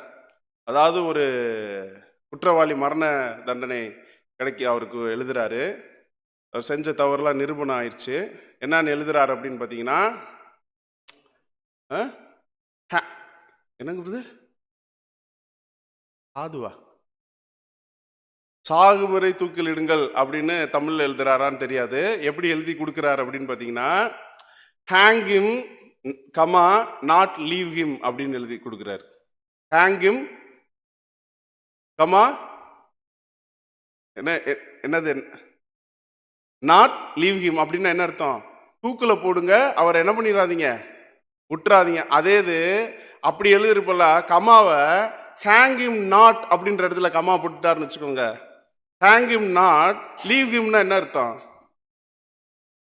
அவரை தூக்கில் போடாதீங்க, அவர் என்ன பண்ணிருங்க, விட்டுருங்க. ஒரு கமாவை மாத்தி போட்டா ஒரு உசுரே என்ன ஆகுது, தப்பிக்குது. சொல்ற புரியுதுங்களா? அதே மாதிரி தான் இன்றைக்கே அப்படின்ற ஒரு விஷயம். நான் இன்னைக்கு உனக்கு சொல்றேன், நீ என் கூட எங்க இருப்ப, பரதேசி இருப்ப. இது தெரியாம நம்ம ஆளுக்கு இந்த வசனத்துக்கு விளக்கம் கொடுப்பாங்க. எப்படி கொடுப்பாங்கன்னா, ஆண்டவர் அன்றைக்கு அவருடைய ஆவி எடுத்துக்கொள்ளப்பட்டு எதோ சொல்லி இவனுடைய ஆவி சந்திச்சு பேசி அப்படின்னு எதோ சொல்லுவாங்க. ஆண்டவர் எங்கதான் இருக்கணும் 3 நாள், இந்த பூமியினுடைய இருதயத்துல இருக்கணும் அன்புக்குரிய சொல். ஸோ இதுதான் எத்தனாவது வார்த்தை, முதல் வார்த்தை. ஏன்னா அதுக்கு முந்தின வார்த்தை என்னது, பைபிள்லயே இல்லை. சரி, அடுத்த வார்த்தை இருந்தாலும் பரவாயில்ல, 2னே வச்சுக்கோங்க. 3வது வார்த்தைக்குள்ள போவோம். யோவான் புஸ்தகம் 19வது அதிகாரம் 26வது வசனம். யோவான் 19ஆம் அதிகாரம் 26ஆம் வசனம். அப்பொழுது இயேசு தம்முடைய தாயையும் அருகே நின்ற தமக்கு அன்பாயிருந்த சீஷனையும் கண்டு தம்முடைய தாயை நோக்கி, ஸ்திரீயே, அதோ உன் மகன் என்றார். இதே இந்த தலைவலி பிரச்சனை தான் சரிங்களா? நமக்கு தலை என்ன ஆகிட்டு இருக்கு, விண்ணுன்னு தெரிச்சிட்டு இருக்கு. அதான் ரொம்ப பயங்கரமான கஷ்டத்தில் இருக்கிறார். இப்போ போயிட்டு யாராவது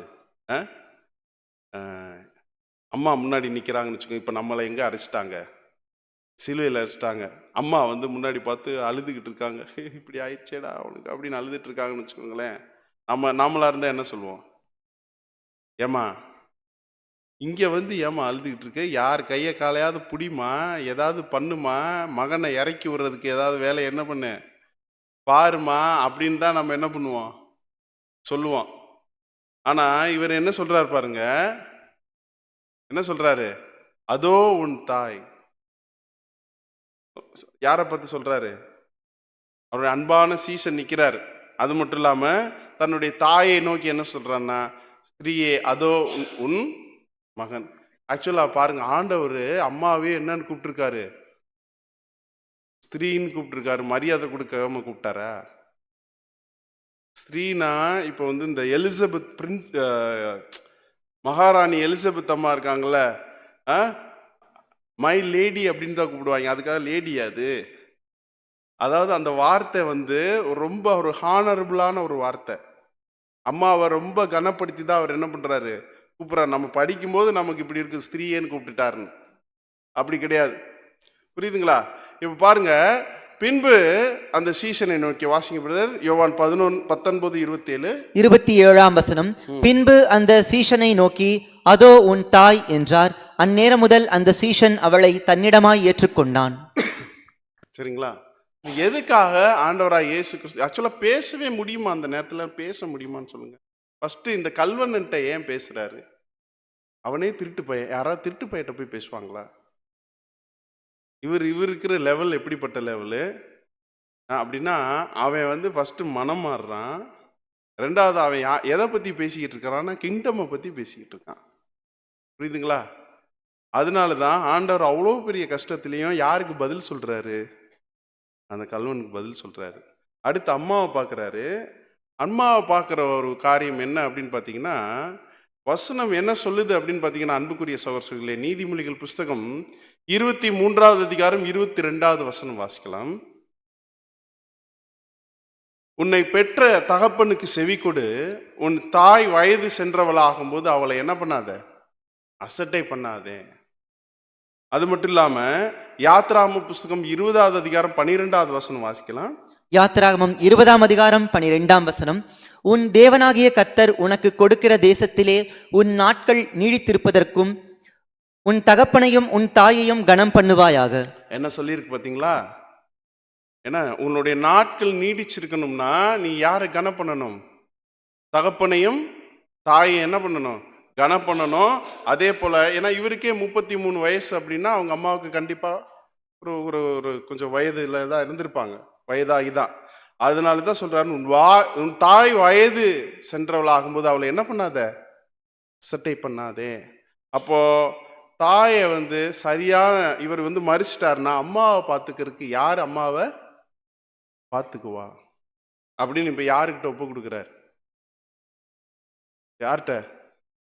சீஷன்ட்ட ஒப்பு கொடுக்குறார். யார்கிட்ட ஒப்பு கொடுக்குறார்? அதான் யாரு? யோவானுக்கிட்ட ஒப்பு கொடுக்குறார். சரிங்களா? ஏன் யோவானுக்கிட்ட ஒப்பு கொடுக்கணும்? இப்ப யோவானுடைய அண்ணன் ஒருத்தர் இருந்தார். யாருன்னா யாக்கோபு.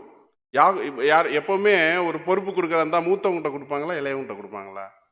மூத்தவங்கிட்ட தான் கொடுப்பாங்க. ஆனா இவர் யார்கிட்ட கொடுக்குறாரு? இளையவங்கிட்ட கொடுக்குறாரு. ஏன் அப்படி கொடுக்குறாரு அப்படின்னா, கொஞ்ச நாள்ல ஆண்டவர் மரிச்சதுக்கு அப்புறம் இந்த சீஷர்கள் ஊழியம் பார்க்கும்போது, ஸ்தேவானுடைய அந்த முதல் இரத்த சாட்சிக்கு அப்புறம் அப்போஸ்தலர்ல முதல்ல மரிக்க போறது யாருன்னா யாக்கோபு தான். புரியுதுங்களா? அதனாலதான் அம்மாவை யாருக்கிட்ட கொடுக்கல, யாக்கோபிட்ட கொடுக்கல. அதுக்கு பதிலாக யார்கிட்ட? ஏன்னா கடைசியா மரிக்க போறது யார் அப்படின்னு பார்த்தீங்கன்னா அப்போஸ்தலனாகிய யோவான். அதனால அம்மாவை யார் கையில கொடுக்குறாரு அப்படின்னு பார்த்தீங்கன்னா யோவானுடைய கையில கொடுக்கிறார். அதாவது அப்போஸ்தலர் 12:2 வாசிக்கலாம். அப்போஸ்தலர் 12ஆம் அதிகாரம் 2ஆம் வசனம். யோவானுடைய சகோதரனாகிய யாக்கோபை பட்டயத்தினாலே கொலை செய்தான். அன்புக்குரிய சொல்ல, அதனாலதான் அப்போஸ்தலனாகிய பவுல் என்ன, கிறிஸ்து இயேசுவில் இந்த சிந்தை நமக்கு இருக்கணும். அப்போஸ்தலனாகிய பவுல் என்ன எழுதுறாரு பிலிப்பியர் 2:4, அவனவன் தனக்கானவைகளை அல்ல பிறருக்கானவைகளையும் என்ன பண்ணுவானாக, நோக்குவானாக அப்படின்றத நம்ம பார்க்குறோம். அன்புக்குரிய சகோதரர்களே, ஸோ இந்த 3வது வார்த்தையில் நம்ம தியானிக்கிற விஷயம் என்னன்னா, ஸ்திரீயே அதோ உன் மகன் அப்படின்னு சொன்னாரு. இவங்கள பார்த்து என்ன சொல்றாருன்னா, இதோ உன் தாய் அப்படின்னு சொன்னார் இல்லையா? காரணம் என்ன அப்படின்னா, அவர் தாயும் தகப்பனையும் கனம் பண்ணணும்னு அவர் படிச்சிருந்தார். தனக்கானவைகளை அல்ல, பிறருக்கானவைகளை நோக்குவானாகன்ற ஒரு விஷயத்தை எந்த நிலைமையிலிருந்து அவர் செய்கிறார் அப்படின்னு பார்த்தீங்கன்னா, அவருடைய சிலுவை மரணம்ன்ற ஒரு மிகப்பெரிய ஒரு கஷ்டத்தின் நடுவே அதை செய்கிறார். சரிங்களா? 4வது வசனத்துக்குள்ள போறோம். யோவான் 19ஆம் அதிகாரம் 28வது வசனம். யோவான் 19ஆம் அதிகாரம் 28ஆம் வசனம். அதன் பின்பு எல்லாம் முடிந்தது என்று இயேசு அறிந்து வேதவாக்கியம் நிறைவேறத்தக்கதாக தாகமாயிருக்கிறேன் என்றார். அன்புக்குரிய சகோதரர்களே, ஆண்டவராய் இயேசு கிறிஸ்து சிலுவை பாடு எடுத்துக்கிட்டதே காரணம் என்ன அப்படின்னு பார்த்தீங்கன்னா, சிலுவையில் மரிக்கணும்ன்றது தான் கான்செப்ட். சரிங்களா? அப்படி இருக்கும்போது இப்போ எதுக்கு தாகமா இருக்கிறேன்னு சொல்றார். இப்போ தாகமா இருக்கிறேன்னு சொல்லி தண்ணி குடிச்சா என்ன நடக்கும்? என்ன ஆயிருக்கும்? உடம்புக்கு கொஞ்சம் என்ன இருக்கும்? பலன் பெற்றிருக்கும். பலன் பெற்றா இவர் மரிக்கிறது என்ன ஆகும்? டிலே ஆகும். சரிங்களா? அப்போ மரிக்கிறது டிலே ஆச்சுன்னா இவர் யாருடைய சித்தத்தின்படி மரிக்க முடியாது. அப்புறம் எதுக்கு தாகமா இருக்கிறேன்னு சொன்னார்?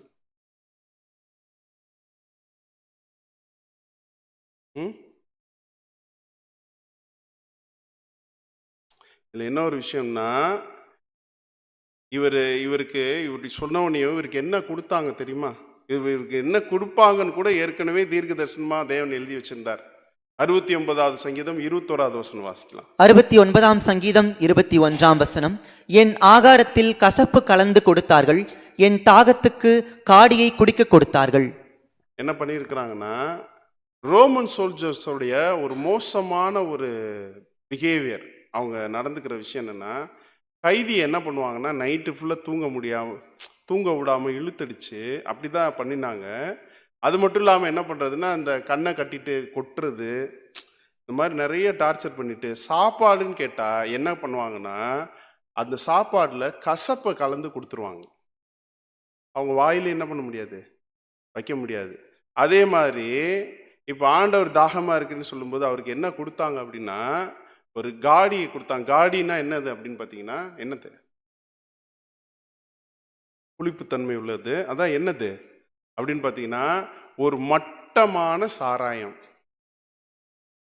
இது முக்கியமாக அந்த சிலுவையில் மறிக்கக்கூடியவங்க கொஞ்சம் நேரமாவது அந்த ஒரு வலி இல்லாமல் செத்து போகணுன்றதுக்காக அங்கே இருக்கக்கூடிய ஒரு ஸ்திரீகளே, லோக்கலில் இருக்கக்கூடிய ஒரு ஸ்திரீகளே இதை தயாரித்து வச்சுருப்பாங்க. ஒரு இரக்கத்தின் அடிப்படையில் கொடுப்பாங்க. இப்போ ஆண்டவருக்கு கூட என்னதான் பண்ணினாங்க அப்படின்னு பார்த்தீங்கன்னா, இந்த காடியை தான் கடற்காலில் தோய்த்து அவருக்கு என்ன பண்ணுறாங்க, குடிக்க கொடுக்குறாங்க. ஆண்டவர் குடிச்சாரா? குடிக்கல. ஆண்டவர் இப்போ ஒருவேளை குடிச்சிருந்தாருன்னு என்ன இருக்கும்? கொஞ்சம் யோசிங்க. வழி தெரியாமல் இருந்திருக்கும், சாகிறது என்ன இருக்கும், டிலே, இதெல்லாம் என்ன இருக்கும், நடந்திருக்கும். ஆனால் ஆண்டவர் அதை என்ன பண்ணிக்கல, ஏற்றுக்கல. இப்போ கேள்வி என்னன்னா, இப்படி இருக்கும்போது எதற்காக ஆண்டவராக இயேசு கிறிஸ்து தாகமாக இருக்கிறேன்னு சொன்னார்?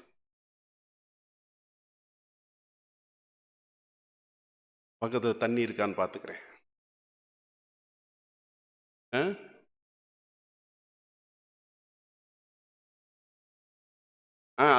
அதான் என்னன்றேன். ஆத்ம தாகம்னா என்ன?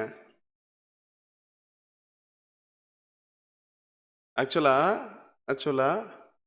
ஒரு தடவை சமாரிய ஸ்திரியை வந்து பார்ப்பார். சமாரிய ஸ்திரிகிட்ட பேசுவார்.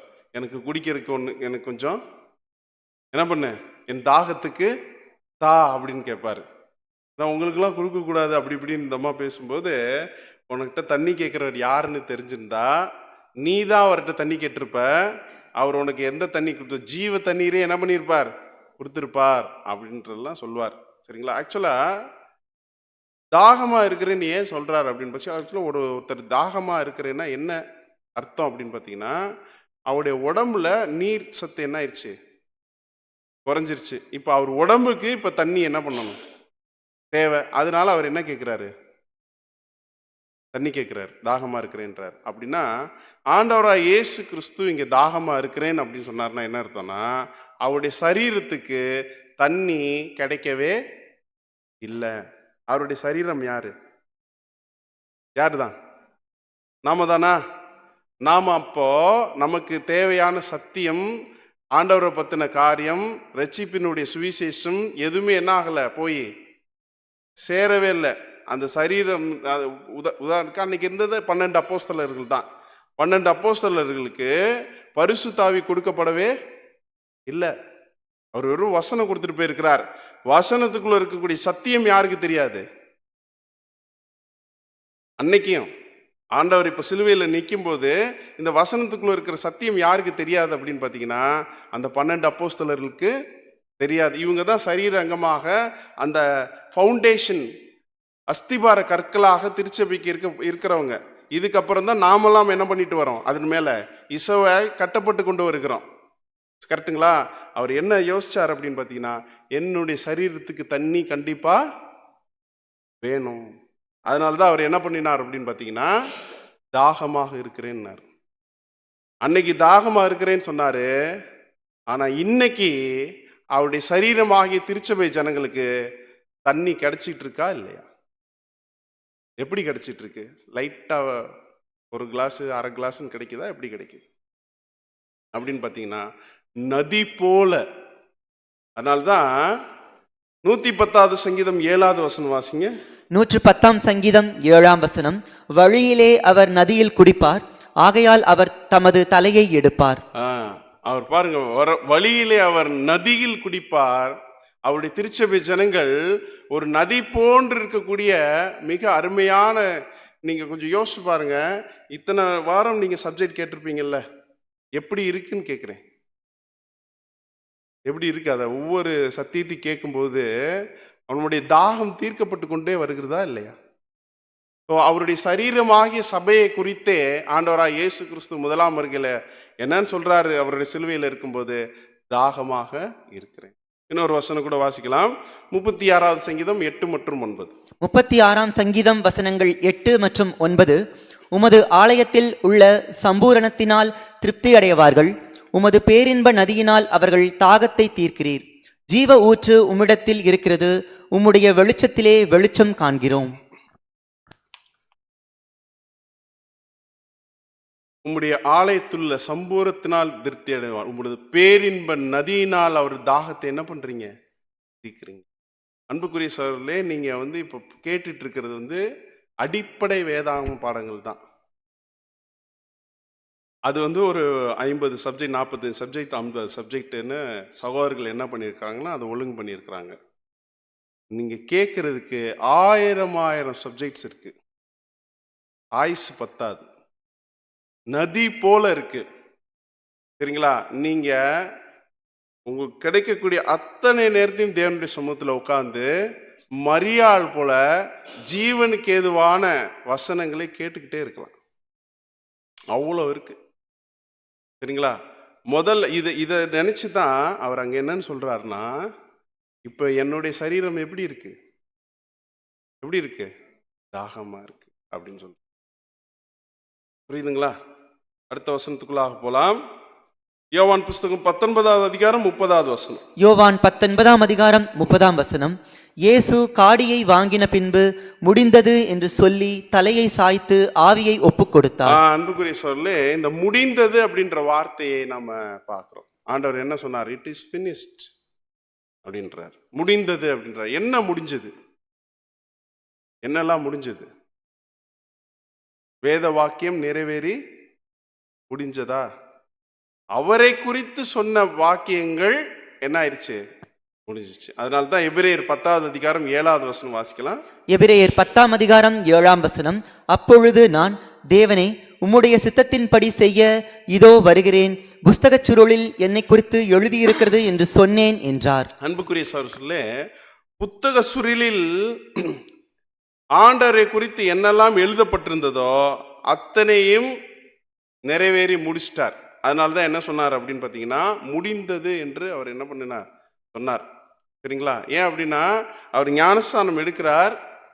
ஞானஸ்தானம் எடுத்துட்டு ஒரு தடவை நிக்கோதேமு அப்படின்ற ஒரு பரிசேயன்ட்ட என்ன சொல்றாரு அப்படின்னு பார்த்தீங்கன்னா, நான் முழுக வேண்டிய இன்னொரு ஸ்நானம் உண்டு, அது முடியும் அளவும் எவ்வளவோ நெருக்கப்படுகிறேன்னு சொல்றார். ஆண்டவர் ஏற்கனவே ஒரு ஞான ஸ்நானம் எடுத்துட்டாரு. ஆனா என்ன சொல்றார், நான் முழுக வேண்டிய இன்னொரு ஸ்நானம் உண்டுன்னா அது என்ன ஸ்நானம்? மரணம். புரியுதுங்களா? அந்த மரணத்துக்குள்ள நான் என்ன பண்ணணும், போகணும்னு சொன்னாரு. அதை என்ன பண்ணாருன்னா முடிச்சார். மேலும் பார்க்கலாம். யோவான் புஸ்தகம் 17வது அதிகாரம் 4வது வசனம். யோவான் 17ஆம் அதிகாரம் 4ஆம் வசனம். பூமியிலே நான் உம்மை மகிமைப்படுத்தினேன், நான் செய்யும்படி நீர் எனக்கு நியமித்த கிரியையை செய்து முடித்தேன். நீர் எனக்கு நியமித்த கிரியையெல்லாம் நான் இந்த பூமியில என்ன பண்ணிட்டேன், செய்து முடிச்சிட்டேன். ஏன் அப்படின்னா, நான் உம்முடைய வார்த்தையை அவர்களுக்கு கொடுத்தேன். அதனால அவர் பேசினது எதுவுமே அவருடைய சுய வார்த்தைகளே அல்ல. யாருடைய வார்த்தைகளை தான் பேசினார்? அப்பாவுடைய வார்த்தைகளை தான் பேசினார். அதனால நான் உம்முடைய வார்த்தைகளை யாருக்கு கொடுத்தேன்? ஸோ அப்போ நான் அது சொல்கிறேன், நான் உங்களை நான் என்ன சொல்கிறேன்னா சிநேகிதர்னு சொல்கிறேன். ஏன்னா சிநேகிதன் தான் தன்னுடைய சிநேகிட்ட ஒன்றுமே என்ன பண்ண மாட்டான், மறைக்க மாட்டான். எங்கள் அப்பாட்ட கேட்டதை அத்தனையும் நான் உங்களுக்கு சொல்லிட்டேன், முடிச்சிட்டேன். இன்னும் கூட பாருங்க, மத்தேயு புஸ்தகம் 5வது அதிகாரம் 17வது வசனம். மத்தேயு 5ஆம் அதிகாரம் 17ஆம் வசனம். நியாயப்பிரமாணத்தை ஆனாலும் தீர்க்க தரிசனங்களை ஆனாலும் அழிக்கிறதற்கு வந்தேன் என்று எண்ணிக்கொள்ளாதேயுங்கள், அழிக்கிறதற்கு அல்ல நிறைவேற்றுகிறதற்கே வந்தேன். நியாயப்பிரமாணம் எத்தனை கட்டளைகள் தெரியுமா? மொத்தம் நியாயப்பிரமாண கட்டளைகள் பழைய ஏற்பாட்டில் 10 என்பது தவறான பதில். சரிங்களா? அந்த 10 சேர்த்து மொத்தம் 613 கட்டளைகள் இருக்கு. சரிங்களா? 613 கட்டளைகளையும் அநேக தீர்க்க தரிசனங்களையும் கிட்டத்தட்ட அந்த ஆண்டவராக இயேசு கிறிஸ்து அந்த கடைசி 24 ஹவர்ஸ்ல மாத்திரம் 35 தீர்க்க தரிசனம் நிறைவேற்றிருக்கிறார் அந்த ஒரே நாள்ல. சரிங்களா? அது மட்டும் இல்லாமல் நிறைய தீர்க்க தரிசனங்கள், அவர் பெத்லஹேம்ல பிறப்பார்ன்றது இருக்கு, இப்படி அநேக தீர்க்க தரிசனங்கள் இருக்கு. இது எல்லாத்தையுமே நிறைவேற்றிட்டார். நிறைவேற்றி என்ன பண்ணிட்டார், முடிச்சிட்டார். 613 கட்டளைகளையும் எடுத்து வச்சுக்கிட்டு ஏதாவது ஒரு கட்டளையை ரேண்டமா அப்படியே உள்ள இருந்து தூக்கி இந்த கட்டளை எப்படி ஆண்டவர் நிறைவேற்றிருப்பார்னு பார்த்தா 1 hour ஆகும். ரொம்ப பியூட்டிஃபுல்லா இருக்கும். அதான் சொல்றேனே, வாழ்க்கை ஃபுல்லா நமக்கு டைம் பத்தாது. பைபிளுக்குள்ள நீங்க வெளியே போயிட்டு வந்தீங்கன்னா டைம் பத்தாது. ஸோ பாருங்க, நான் அழிப்பதற்காக அல்ல நிறைவேற்றவே வந்தேன். அது மட்டும் இல்லாம அவர் எதை கொடுத்து முடிக்கிறதுக்காக வந்தார்னா, மீட்கும் பொருளை கொடுத்தார். மீட்கும் பொருள்னா என்னது? ஆன்டிலுட்ரான் அப்படின்னு சொல்றோம் இல்லையா, சரிநிகர் சமானமான விலை அப்படின்னா என்ன அர்த்தம்? இந்த இந்த இந்த பாடம் கண்டிப்பாக எடுத்திருப்பாங்க. சரிங்களா? இதெல்லாம் டவுட்டெல்லாம் கேட்கறதுக்குலாம் இல்லை, இந்த பாடம் நிச்சயமாக எடுத்திருப்பாங்க. மீட்கும் பொருள், ஈடுபலி அப்படின்னா என்ன? ஒரு பரிபூர்ண மனுஷனாகிய ஆதாமுடைய விழுகைக்கு இன்னொரு பரிபூர்ண மனுஷனுடைய ஒரு ரட்சிப்பு, அதாவது அவருடைய மரணம் என்ன பண்ணுதுன்னா அதை மீட்டர் பண்ணுது. அதாவது பாவம் செய்து பரிபூர்ண மனுஷன் பாவம் செய்து தான் விழுகிறாரு. இன்னொரு பரிபூர்ண மனுஷன் பாவமே செய்யாம மறிச்சிட்டா இவர் என்ன பண்ணிடலாம்னா இதுக்கு கிளைம் பண்ணிடலாம். அதான் தேவனுடைய நீதி. புரியுதுங்களா? ஆண்டவராக இயேசு கிறிஸ்து எப்படி உலக இரட்சகர் ஆனார் அப்படின்னு யாராவது கேட்டாங்கன்னா அவங்ககிட்ட, ஏன்னா அவர் கிறிஸ்தவங்களுக்கு இரட்சகர் இல்லை, அவர் யாருக்கு இரட்சகர்? உலகத்துக்கே அவர் தான் இரட்சகர். இது யார்கிட்டையாவது சொல்லணும்னா மீட்கும் பொருள் பாடம் மட்டும் அவங்களுக்கு சொல்லுங்க, வேறு நீங்கள் எந்த பாடத்தையும் சொல்லிக் கொடுக்க வேணாம். புரியுதுங்களா? ஸோ இதைத்தான் வாசிக்கிறோம். 49ஆம் சங்கீதம் 7 மற்றும் 8. 49ஆம் சங்கீதம் வசனங்கள் 7 மற்றும் 8. ஒருவனாவது தன் சகோதரன் அழிவை காணாமல் இனி என்றைக்கும் உயிரோடு இருக்கும்படி எவ்விதத்தினாலாவது அவனை மீட்டுக் கொள்ளவும் அவன் நிமித்தம் மீட்கும் பொருளை தேவனுக்கு கொடுக்கவும் கூடாது. யாருமே இந்த பூமியில மீட்கும் பொருளை கொடுக்க முடியாது. ஏன் முடியாது? இப்போ ஒருத்தர் பிறந்ததுலேருந்து பாவமே செய்யாம வாழ்ந்து அவர் இதே மாதிரி மறிச்சிட்டா மீட்கும் பொருளை கொடுக்க முடியுமா? முடியாதா? முடியாது. ஏன் முடியாது? Very good. ஏன்னா ஒவ்வொரு மனுஷனும் எதுல தான் பிறக்கிறான் அப்படின்னா ஆதாமனுடைய துர்குணத்துல தான், பாவத்துல தான் என்ன பண்றான், பிறக்கிறான். ஆண்டவராய் இயேசு கிறிஸ்து மாத்திரம்தான் தேவனுடைய ஆவியினால என்ன பண்றார், பிறக்கிறார். புரியுதுங்களா? அதைத்தான் இங்க முடிந்ததுன்றார். இந்த என்ன பர்பஸ்க்காக இந்த பூமிக்கு வந்தாரோ அதை அங்க என்ன பண்றார், முடிக்கிறார். வாசிக்கலாம். மத்தேயு 20வது அதிகாரம் 28வது வசனம். மத்தேயு 20ஆம் அதிகாரம் 28ஆம் வசனம். அப்படியே மனுஷகுமாரனும் ஊழியங் கொள்ளும்படி வராமல் ஊழியங் செய்யவும் அநேகரை மீட்கும் பொருளாக தம்முடைய ஜீவனை கொடுக்கவும் வந்தார் என்றார். அநேகரை மீட்கும் பொருளாக அவர் ஜீவனை கொடுக்கவும் வந்தார். அதை அவர் அங்கே முடித்தார். அதனால என்ன சொன்னார்னா முடிந்தது அப்படி. சரிங்களா? இப்போ 6வது வசனம் இப்போ நம்ம போறோம். மத்தேயு புஸ்தகம் 27வது அதிகாரம் 46வது வசனம். மத்தேயு 27ஆம் அதிகாரம் 46ஆம் வசனம். 9ஆம் மணி நேரத்தில் இயேசு ஏலி ஏலி லாமா சபக்தானி என்று மிகுந்த சத்தமிட்டு கூப்பிட்டார். அதற்கு என் தேவனே என் தேவனே ஏன் என்னை கைவிட்டீர் என்று அர்த்தமாம். அன்புக்குரிய சகோதர சகோதரிகளே, இவ்வளவு நேரம் ஒழுங்காதான் எல்லாமே போயிட்டு இருந்துச்சு. அவர் என்ன பண்ணினார் அப்படின்னு பார்த்தீங்கன்னா, இதோ உன் தாய் அப்படின்னாரு, தாகமா இருக்கிறேன் அப்படின்னு சொன்னாரு. சரிங்களா? இந்த மாதிரிலாம் ரொம்ப நல்லா தான் போயிட்டு இருந்துச்சு. திடீர்னு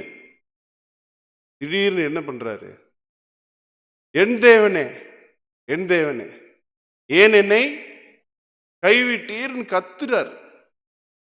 சம்பந்தமே இல்லாம ஏலி ஏலி லாமா சபக்தானி அப்படின்னு சொல்லும்போது இது அவர் பேசுற அந்த லாங்குவேஜ் புரியாம, ரெண்டாவது அந்த பெயின்ல அவர் அந்த மகா சத்தமா அவர் அதை பேசுறாரு. என்னன்னு புரியாம எலியாவை கூப்பிடுறாரோ அப்படின்லாம் என்ன பண்ணியிருக்கிறாங்கன்னா பேசியிருப்பார். சரிங்களா? பாருங்க, ரொம்ப இது வரைக்கும் ரொம்ப பதட்டம் இல்லாம ரொம்ப நார்மலா இருந்தா நம்முடைய ஆண்டவராக இயேசு கிறிஸ்து.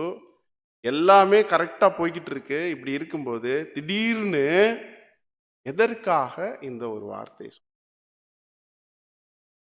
இப்ப பார்க்கிறோம்.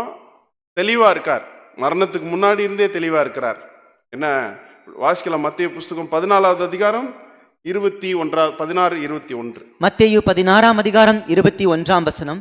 அது முதல் இயேசு தாம் எருசலேமுக்கு போய் மூப்பராலும் பிரதான ஆசாரியராலும் வேத பாரகராலும் பல பாடுகள் பட்டு கொலையுண்டு 3ஆம் நாளில் எழுந்திருக்க வேண்டும் என்பதை தம்முடைய சீஷர்களுக்கு சொல்லத் தொடங்கினார்.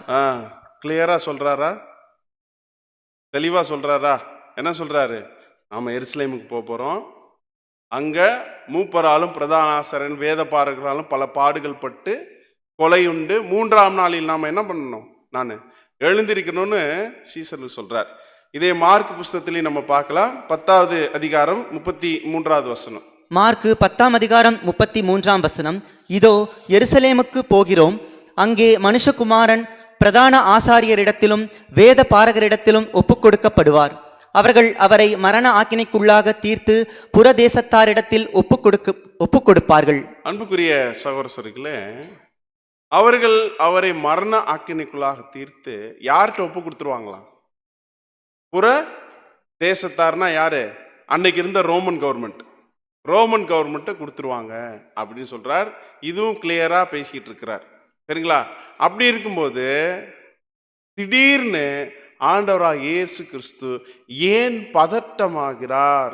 ஏன் அவர் பயங்கரமா தன்னுடைய சத்தத்தை அவர் உயர்த்துறார்? எதுக்காக இந்த பதட்டம்? இன்னும் கூட பாருங்க, எந்த ஒரு ஸ்டேஜ் எல்லாம் தாண்டிட்டு வர்றாரு அப்படின்னு பாத்தீங்கன்னா, இவரை அடிச்சாங்க இல்லையா? அடிச்சு அவருடைய சதையெல்லாம் என்ன பண்றாங்க, கிழிக்கிறாங்க. ரத்தம் கொட்டுன்னு என்ன பண்ணுது, கொட்டுது. இதுக்கெல்லாம் அவர் என்ன பண்ணல அப்படின்னு அதே போல என்ன பண்றாங்கன்னா, இவரை காரி இவர் மூஞ்சியில என்ன பண்றாங்கன்னா துப்புறாங்க.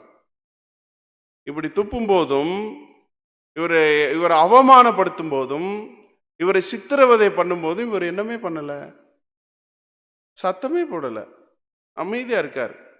வாசிங்க ஏசாயா புஸ்தகம் 50வது அதிகாரம் 6வது வசனம். ஏசாயா 50ஆம் அதிகாரம் 6ஆம் வசனம். அடிக்கிறவர்களுக்கு என் முதுகையும் தாடை மயிரை பிடுங்குகிறவர்களுக்கு என் தாடைகளையும் ஒப்புக் கொடுத்தேன், அவமானத்துக்கும் உமிழ்நீருக்கும் என் முகத்தை மறைக்கவில்லை. பாருங்க, அடிக்கிறவருக்கு என் முதுகையும். இப்படி திரும்பி எப்பா இப்படி இருக்க, இப்படி திரும்பி போடுப்பா அப்படின்னா இவரே என்ன பண்ணுவாரு? திரும்புவாரு. அதே மாதிரி இவர் இப்போ இதனால தான் ஆண்டவருக்கு தாடி இருந்துச்சுன்னே இந்த வசனத்தை வச்சு தான் என்ன பண்றாங்கன்னா அவங்க வந்து நிதானிக்கிறாங்க. ஏன்னா தாடை மயிரை பிடுங்குகிறவர்களுக்கு என் தாடையும் நான் என்ன பண்ணேன்? ஒப்பு கொடுத்தேன். இப்போ பிடிக்க வந்தாங்கன்னு இவரே என்ன பண்ணுவாரு? கொடுப்பாரு.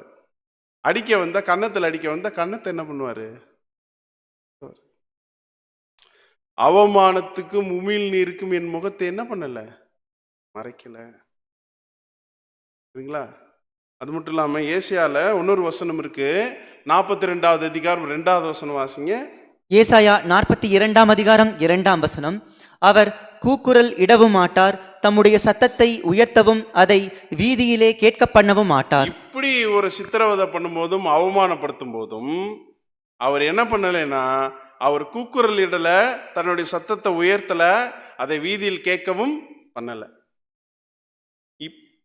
இப்படியெல்லாம் தன்னுடைய அந்த ஒரு காரியத்தை அவர் செஞ்சுட்டு சிலுவையிலையும் அவர் தொங்கிட்டு இருக்கிறாரு. தொங்கிட்டு இருக்கும்போது கிட்டத்தட்ட அவர் மரிக்கிற அந்த நேரம் கொஞ்சம் முன்னாடி வந்துருச்சு. வரும்போது இவர் என்ன சொல்றாருன்னா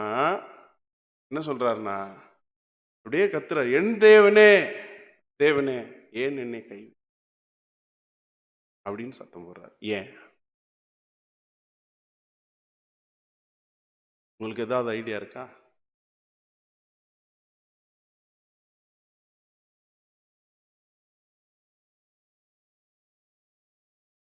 ஒரு 1 hour இப்படி இருந்துடலாமா? ஆக்சுவலா ஆண்டவராக இயேசு கிறிஸ்து பார்த்தீங்கன்னா முதலாம் வருகையில் வந்தபோது அவர் அடிக்கடி சொன்ன 2 வார்த்தையை நான் உங்களுக்கு சொல்றேன். ஒன்று பரலோக ராஜ்யம், இன்னொரு வார்த்தை என்னன்னா என் பிதா.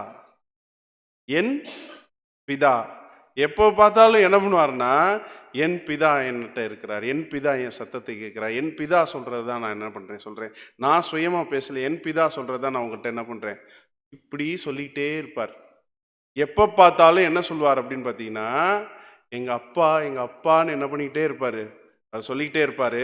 வாசிங்க யோவான் புஸ்தகம் 8வது அதிகாரம் 16வது வசனம். யோவான் 8ஆம் அதிகாரம் 16ஆம் வசனம். நான் நியாயம் தீர்த்தால் என் தீர்ப்பு சத்தியத்தின்படி இருக்கும், ஏனெனில் நான் தனித்திருக்கவில்லை, நானும் என்னை அனுப்பின பிதாவுமாக இருக்கிறோம். அப்ப பாருங்க என்ன சொல்றேன், நான் தனியா இல்ல, எங்க அப்பா கூடயே தான் நான் இருக்கேன். எங்க அப்பா கூடயே நான் இருக்கேன். ஏன் அப்படி பாருங்களேன், அவருடைய ஊழிய வாழ்க்கையினுடைய தொடக்கம் இந்த ஞானஸ்தானம் யோர்தான் ஆற்றங்கரையில கூட அவர் ஞானஸ்தானம் எடுத்து கரையேறின போது என்ன நடந்துச்சு? இதோ இவர் என்னுடைய நேசகுமாரன், இவரில் நான் பிரியமாக இருக்கிறேன்னு ஒரு சத்தம் வந்துச்சா? சரிங்களா? அது மட்டும் இல்லாம அவர் லாசரை வந்து அவரை எழுப்பும் போது கூட யார்கிட்ட ஜெபம் பண்ணிட்டு எழுப்புறாரு? பிதாக்கிட்ட ஜெபம் பண்ணிட்டு அவர் என்ன பண்றார்? எழுப்புறார். அந்த இடத்துல என்ன பண்றாரு நான் வாசிக்கலாம். யோவான் 11ஆம் அதிகாரம் 41வது வசனம். யோவான் 11ஆம் அதிகாரம் 41ஆம் வசனம். அப்பொழுது மரித்தவன் வைக்கப்பட்ட இடத்தில் இருந்த கல்லை எடுத்து போட்டார்கள். இயேசு தம்முடைய கண்களை ஏறெடுத்து, பிதாவே, நீர் எனக்கு செவி கொடுத்தபடியினால் உம்மை ஸ்தோத்தரிக்கிறேன். பிதாவே, நீர் எனக்கு செவி கொடுத்தபடினால் நான் உண்மை என்ன பண்றேன்? ஸ்தோத்தரிக்கிறேன். நீர் எப்பொழுதும் எனக்கு செவி கொடுக்கிறீர் என்பதை நான் அறிந்திருக்கிறேன். அப்படின்னா அதே மாதிரி மறுரூப மலைக்காட்சி நமக்கு தெரியும். மத்தேயு புஸ்தகம் 17வது அதிகாரத்துல ஆண்டவர் போயிட்டாங்க, என்ன ஆவார்? மறுரூபம் ஆவார். அங்கேயே என்ன ஒரு சத்தம் கேட்கும்னா, இவர் என்னுடைய நேசகுமாரன், இவரில் நான் எப்படி இருக்கிறேன்? அன்பாக இருக்கிறேன். இன்னொரு இடத்துல பிதாவே உமது நாமத்தை மகிமைப்படுத்தும், அப்படி நான் மரிக்க போறேன், ஒரு உத்தரவு கொடுங்கன்ற மாதிரி கேட்பார். உமது நாமத்தை மகிமைப்படுத்துன்னு சொல்லும் பொழுது வானத்திலிருந்து சத்தம் வரும், மகிமைப்படுத்தினேன், இன்னமும் மகிமைப்படுத்துவேன்னு சத்தம் வரும். அப்படின்னா அவருடைய வாழ்க்கையில ஒவ்வொரு கட்டத்திலையும் அவர் யார் கூட இருக்கிறதா ஃபீல் பண்ணிக்கிட்டே இருக்காரு. பிதா அப்பா நம்ம கூட, அவர் யார் ஏமாத்தினா, யார் அவரை வந்து காயப்படுத்தினாலும் சரி, யார் அவரை சித்திர பலவீனப்படுத்தி என்ன பண்ணாலும் சரி, அவருக்கு இருந்த ஒரே ஆறுதல் என்னது? அப்பா நம்ம கூட இருக்காரு அப்படின்ற அவர் கண்டிஷன்ல இருந்தாங்க. சரிங்களா? ஆனா இப்போ ஏன் இப்படி சத்தம் போறான்னு இப்போ உங்களுக்கு ஓரளவு தெரிய வருதா? ஆ?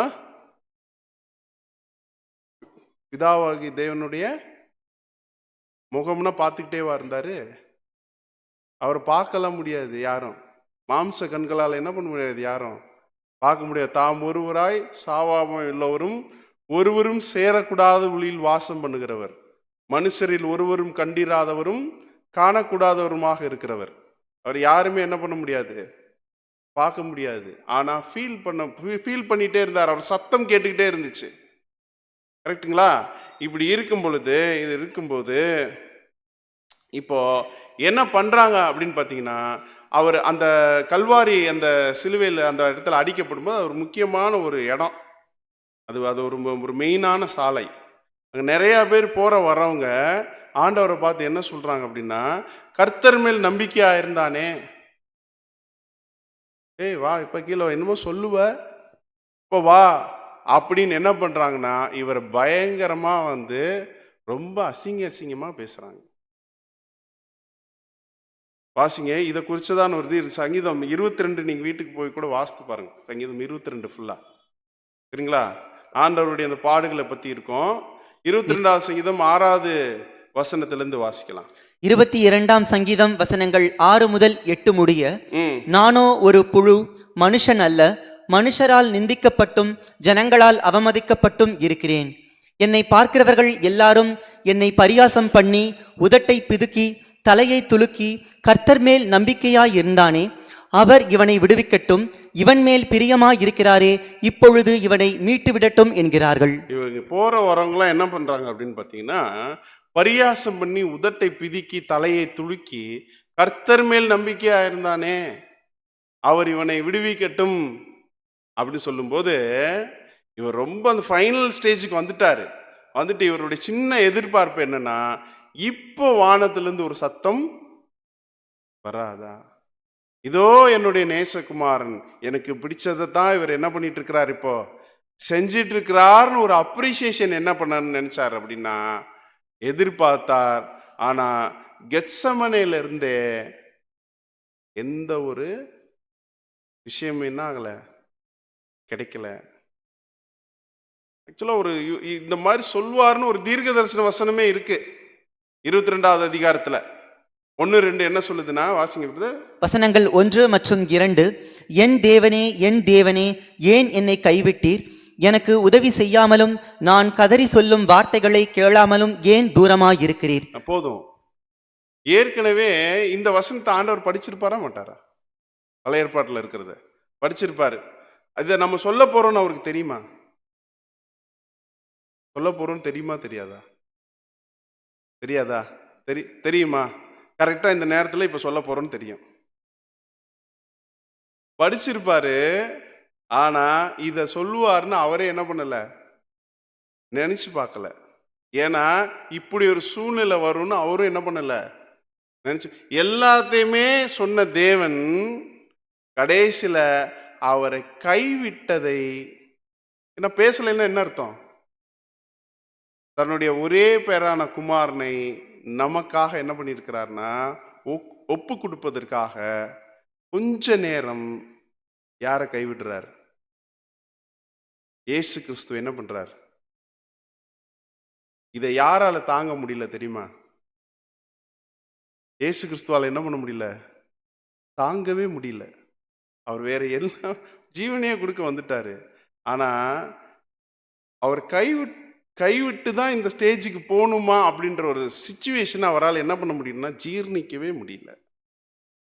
ஏன்னா பிதாவாகிய தேவனுக்கும் ஆண்டவராகிய இயேசு கிறிஸ்து இருக்கக்கூடிய பந்தம், அந்த அப்பா பையன் உறவுன்றது எத்தனை வருஷம் உறவு? என்னைக்காவது அவங்க பிரிஞ்சு இல்லாட்ட நினைக்காம ஒன்னா இல்லாம இருந்திருக்க வாய்ப்பு இருக்கா? உலக தோற்றத்துக்கு முன்பாகவே யார் வந்தாச்சு? ஆண்டவராக இயேசு கிறிஸ்துவ தேவன் என்ன பண்ணியிருக்கிறாரு, உருவாக்கி இருக்கிறாரு. இத்தனை வருஷம் ஜேர்னிய, அதுக்கு ஒரு பழைய ஏற்பாடு காலம் ஃபுல்லா ஆண்டவர் இருந்திருக்கிறாரு. புதிய ஏற்பாடு காலத்துல அவருடைய சித்தம் செய்யறதுக்கு தான் மனிதனாக அவர் என்ன பண்ணியிருக்கிறாரு, அவர் வந்திருக்கிறாரு. இப்படி இருக்கும்போது எந்த இடத்துலையுமே அவர் என்ன பண்ணதில்லை, அவரு பிரிஞ்சதே இல்லை. தடவையா இப்ப அப்பா நம்மளை என்ன பண்ணிட்டாரு, கைவிட்டுட்டாருன்னு நினைக்கும் போது அவரால் என்ன பண்ண முடியல, தாங்கவே முடியல. ஏன் கைவிட்டார் அப்பா? ஏன் கைவிட்டார் அப்படின்னு பார்த்தீங்கன்னா, ஒட்டுமொத்த உலகத்தினுடைய பாவமும் யார் சுமந்து தீக்கணும்? ஆண்டவராகிய இயேசு கிறிஸ்து சுமக்கணும். கரெக்டுங்களா? 2 கொரிந்தியர் புஸ்தகம் 5வது அதிகாரம் 21வது வசனம் என்ன சொல்லுது? 2 கொரிந்தியர் 5ஆம் அதிகாரம் 21ஆம் வசனம், நாம் அவருக்குள் தேவனுடைய நீதியாகும்படிக்கு பாவம் அறியாத அவரை நமக்காக பாவமாக்கினார். அவர் பாவம் அறியாதவர், ஆனா நம்முடைய பாவங்களை எல்லாம் அவர் என்ன பண்ணியிருக்கிறார்? சுமந்தார். இப்போ வசனம் என்ன தெரியுமா சொல்லுது? யோவான் 9:31, பாவிகளுக்கு தேவன் செவி. அப்படின்னா என்ன அர்த்தம்? இப்போ சிலுவையில கடைசி நேரத்தில் இருக்கக்கூடிய ஆண்டவராக இயேசு கிறிஸ்துவ தேவன் எப்படி பார்க்கிறார்? அவர் பாவி கிடையாது, அவர் பரிசுத்தர். சரிங்களா? நமக்காக அந்த ஸ்டேஜ் எடுக்கிறார். அதனால அந்த ஒரு நேரத்துல தேவன் அவர் என்ன பண்றார்? அவருக்கு செவி கொடுக்கல. புரியுதுங்களா? ஆனா அடுத்த நிமிஷம் ஆண்டவர் ரியலைஸ் பண்றார் அப்பாவுடைய நிலைமைய, அவருடைய சித்தத்தை. கைவிடுறது, ஏன்னா இப்ப பாருங்க, நான் உன்னை கைவிடுற மாதிரி விடுறேன், நீயும் என் தேவனே ஏன் என்னை கைவிட்டீர்னு அங்க சொல்லுன்னு சொல்லி வச்சு பண்ணியிருந்தா எப்படி இருந்திருக்கும்? கைவிடுறத முதலே சொல்லிட்டாருன்னு வச்சுக்கோங்க இயேசு கிறிஸ்துவுக்கு, இது கரெக்டா இருந்திருக்கு. டிராமா மாதிரி ஆயிருக்காது? ஆயிருக்குமா இருக்காதா? இதை மட்டும் ஆண்டவருக்கு தேவன் என்ன பண்ணல, வெளிப்படுத்தல. அடுத்த நிமிஷம் ஆண்டவர் உணர்றாரு, கைவிடுறது தான் உங்க சித்தமா?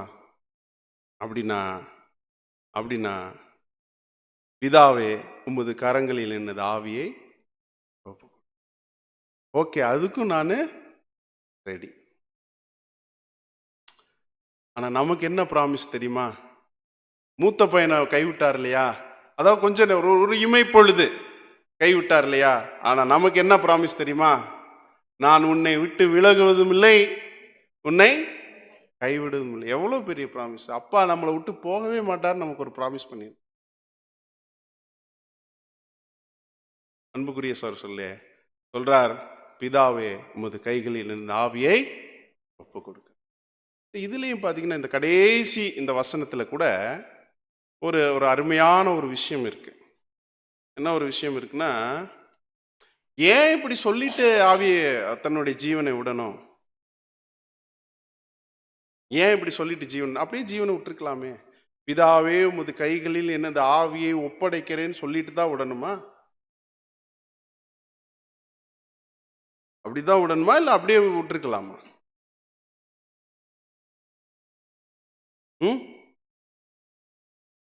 சொல்றது புரியுதுங்களா? பயங்கர வலிங்க. உயிரோடு அந்த நேரத்தில் இருக்கிறதே ரொம்ப கஷ்டம். இவர் மறிக்க போறார், அப்படியே என்ன பண்ணிருக்கலாம், மறிச்சிருக்கலாம். கரெக்டா சொல்லிட்டு மறிக்கிறார். அப்படின்னா இவ்வளவு நேரம் உசுரை கையில வச்சிருந்ததே யார் தான்? இயேசு கிறிஸ்து தான். நான் சொன்னேன் இல்லையா, ஒரு பக்கம் இந்த மூச்சு விட முடியாது. ஆக்சுவலா இவர் அதை மூவ் பண்ணி அந்த காத்தை இழுக்கலைன்னா இறந்துருவாரு. இந்த டயம் வரைக்கும் இவர் தான் சஃபர் பண்ணிட்டு இருக்காரு. கடைசியா இதை சொல்லிட்டு அந்த லாஸ்ட் அட்டெம்ப்டை எடுக்காம ஜீவனை விடுறாரு. சரிங்களா? கேள்வி என்னன்னா, பிதாவே உமது கைகளில் என்னது ஆவியை ஒப்படைக்கிறேன்னா என்ன? ஆக்சுவலா இந்த ஒரு விஷயம், இந்த ஆவி அப்படின்னு சொல்லப்பட்டிருக்கு இல்லையா, நியூமா அந்த ஸ்பிரிட், அதோடைய கிரீக் வேர்டு வந்து நியூமா. அந்த நியூமா அப்படின்றதுக்கான ஒரு அர்த்தம் என்ன அப்படின்னா லைஃப், ஜீவன். சரிங்களா? இந்த ஜீவனை நான் என்ன பண்றேன், உமக்காக என்ன பண்றேன், ஒப்பு கொடுக்கிறேன்னு சொன்னார் இல்லையா. ஒப்பு கொடுக்கிறேன் அப்படின்னா என்ன அர்த்தம்னா, இம்ப்ளிகேஷன் டு டெபாசிட். அதாவது இந்த ஜீவனை நான் உங்க கையில கொடுக்கறேன்னு என்ன அர்த்தம்னா, டெபாசிட் பண்றேன்னு அர்த்தம். டெபாசிட்ன்ற வார்த்தையை எங்க கேள்விப்பட்டிருக்கீங்க? பேங்க்ல தான் கேள்விப்பட்டிருக்கீங்க டெபாசிட். சரிங்களா? பேங்க்ல நம்ம பணத்தை டெபாசிட் பண்ணா ரிட்டர்ன் கிடைக்குமா கிடைக்காதா? கிடைக்குமா கிடைக்குமா கிடைக்காதா? அப்படின்னா இவர் என்ன என்ன மீனிங்ல கொடுக்குறாருன்னா, நான் உங்க கையில கொடுத்துருவேன், நீங்க திருப்பி அதை எனக்கு என்ன பண்ணிடுவீங்க? கொடுப்பீங்கன்னு சொல்லிட்டு கொடுக்குறாரு. புரியுதுங்களா? ரெண்டாவது அவர் சொல்றார், அவர் உயிரோடு இருக்கும்போதே இதை சொல்லியிருந்தார். என்ன சொல்லியிருந்தார்? வாசிக்கலாம். யோவான் 10வது அதிகாரம் 18வது வசனம். யோவான் 10ஆம் அதிகாரம் 18ஆம் வசனம். ஒருவனும் அதை என்னிடத்தில் இருந்து எடுத்துக்கொள்ள மாட்டான், நானே அதை கொடுக்கிறேன். அதை கொடுக்கவும் எனக்கு அதிகாரம் உண்டு, அதை மறுபடியும் எடுத்துக்கொள்ளவும் எனக்கு அதிகாரம் உண்டு. இந்த கட்டளையை என் பிதாவினிடத்தில் பெற்றுக்கொண்டேன் என்றார். ஏதாவது புரிஞ்சுதா? வசனம் ஏதாவது புரியுதான்னு கேட்கிறேன். அவருடைய ஜீவனை பத்தி சொல்றார். ஒருவனும் அதை என்னிடத்திலிருந்து எடுத்துக்கொள்ள முடியாது, மாட்டான். அவங்களுக்கு பவரே கிடையாது. அதான் பிலாத்துட்ட சொன்னார், பரத்திலிருந்து உனக்கு பவர் கிடைக்கலன்னா என்கிட்ட என்னை ஒண்ணுமே உன்னால என்ன பண்ண முடியாது, செய்ய முடியாது சொல்ல. ஒருவனும் அவனை என்னிடத்திலிருந்து எடுத்துக்கொள்ள மாட்டான், நானே அதை கொடுக்கிறேன். அதை கொடுக்கவும் எனக்கு அதிகாரம் உண்டு, அதை மறுபடியும் எடுத்துக்கொள்ளவும் எனக்கு அதிகாரம் உண்டு. ஒன்றும் இல்லை, எங்க அப்பா சொல்லி கொடுத்தாரு, எங்க அப்பா செய்ய போறாரு, அதை தான் உங்ககிட்ட நான் என்ன பண்ணிட்டு இருக்கேன், சொல்லிட்டு இருக்கேன் அப்படின்னு சொல்லி. அதனால தான் எப்படி கொடுக்கிறார்? பிதாவே, உமது கரங்களில் எனது ஆவியை என்ன பண்றேன், ஒப்பு கொடுத்தாரு. வேற லெவல் ஜீவனை கொடுத்துட்டாரு. அப்பா பிதாவாகியது 3வது நாள்ல ஆவிக்குரிய சரீரத்துல உயிர் தெழுப்பி 144,000 பேர்ல தலையாக எல்லாரும் உலக ஜனங்கள் உயிர் தெழுந்து வர போறது மாம்ச சரீரத்துல, திருச்சபை ஜனங்கள் மாத்திரம் உயிர் தெழுந்து போறது ஆவிக்குரிய சரீரத்துல.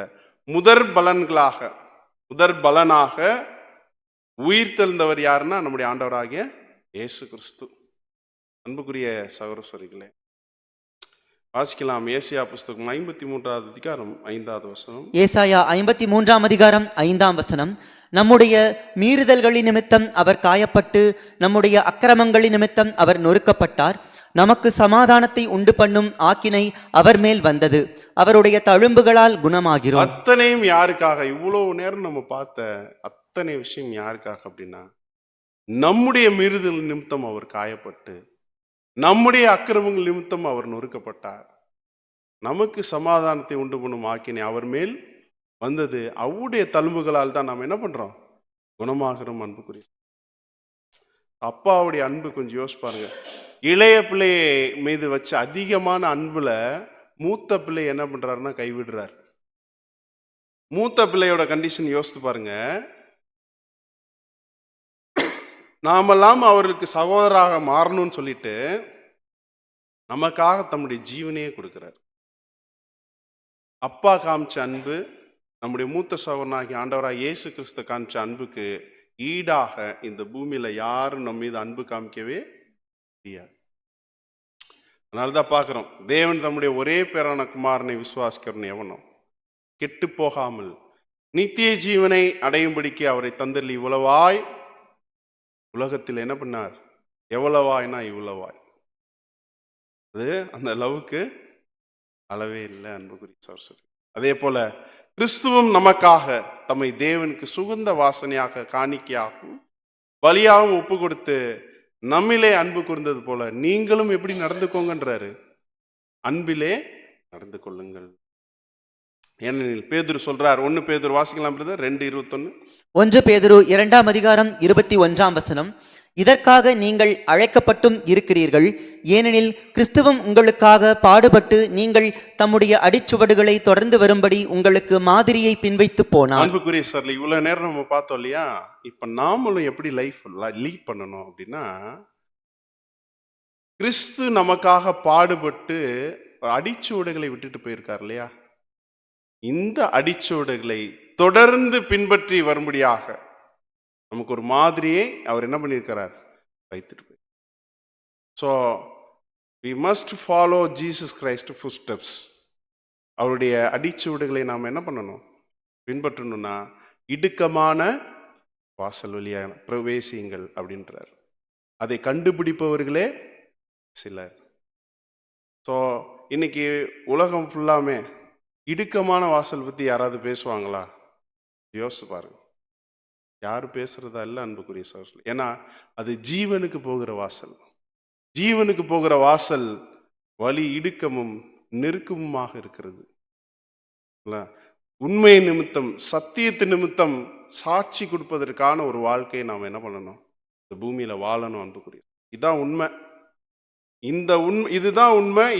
இந்த உண்மையின் மேலதான் நான் இது உண்மையை தான் விசுவாசிப்பேன். இது பேர் தான் என்னன்னா மகா பரிசுத்தமான விசுவாசம் என்பதை நாம உறுதி பண்ணிக்கிட்டு நம்ம இதுல நிலைக்கணும்.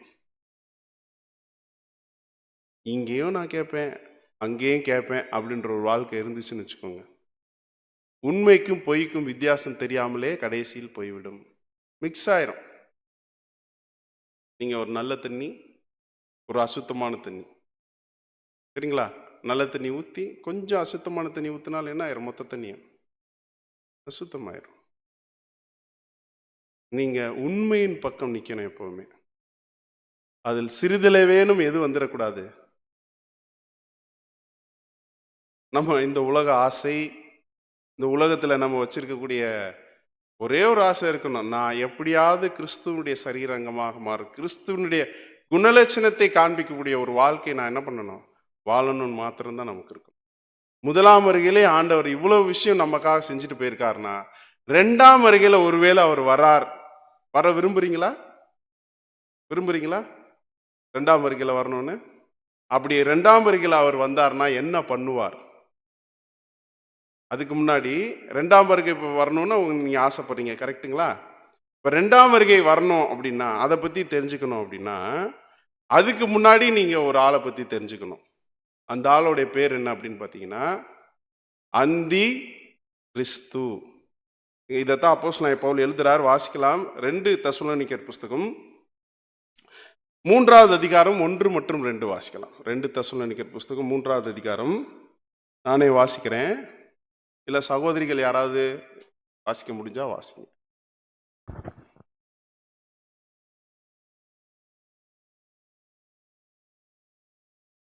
எடுத்துட்டீங்களா? வாசிங்க.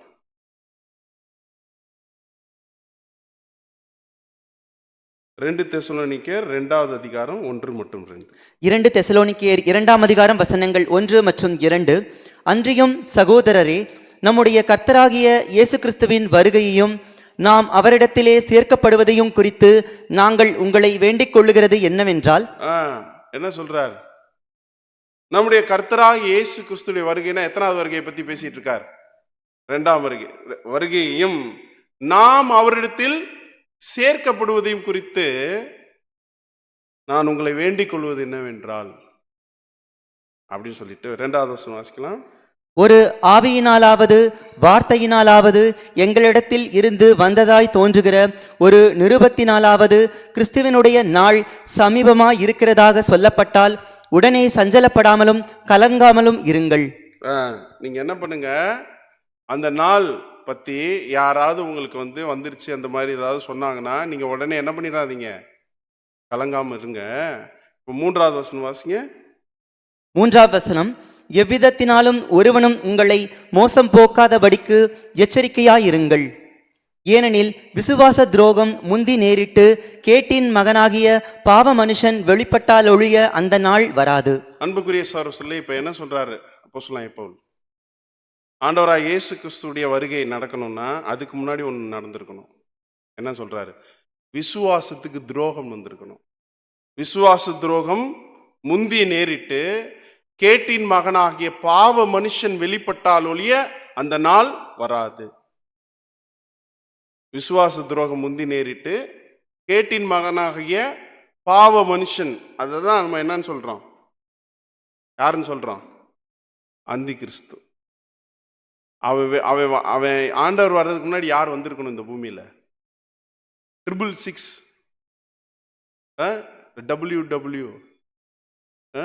WWWவா, பார்கோடா,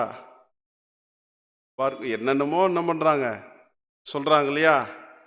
அது ஒரு மனுஷனுடைய லெக்கமாக இருக்கிறது வெளிப்படுத்தின விசேஷத்துல பார்க்குறோம், சரிங்களா? அவன் வந்து என்ன பண்ணுவான்?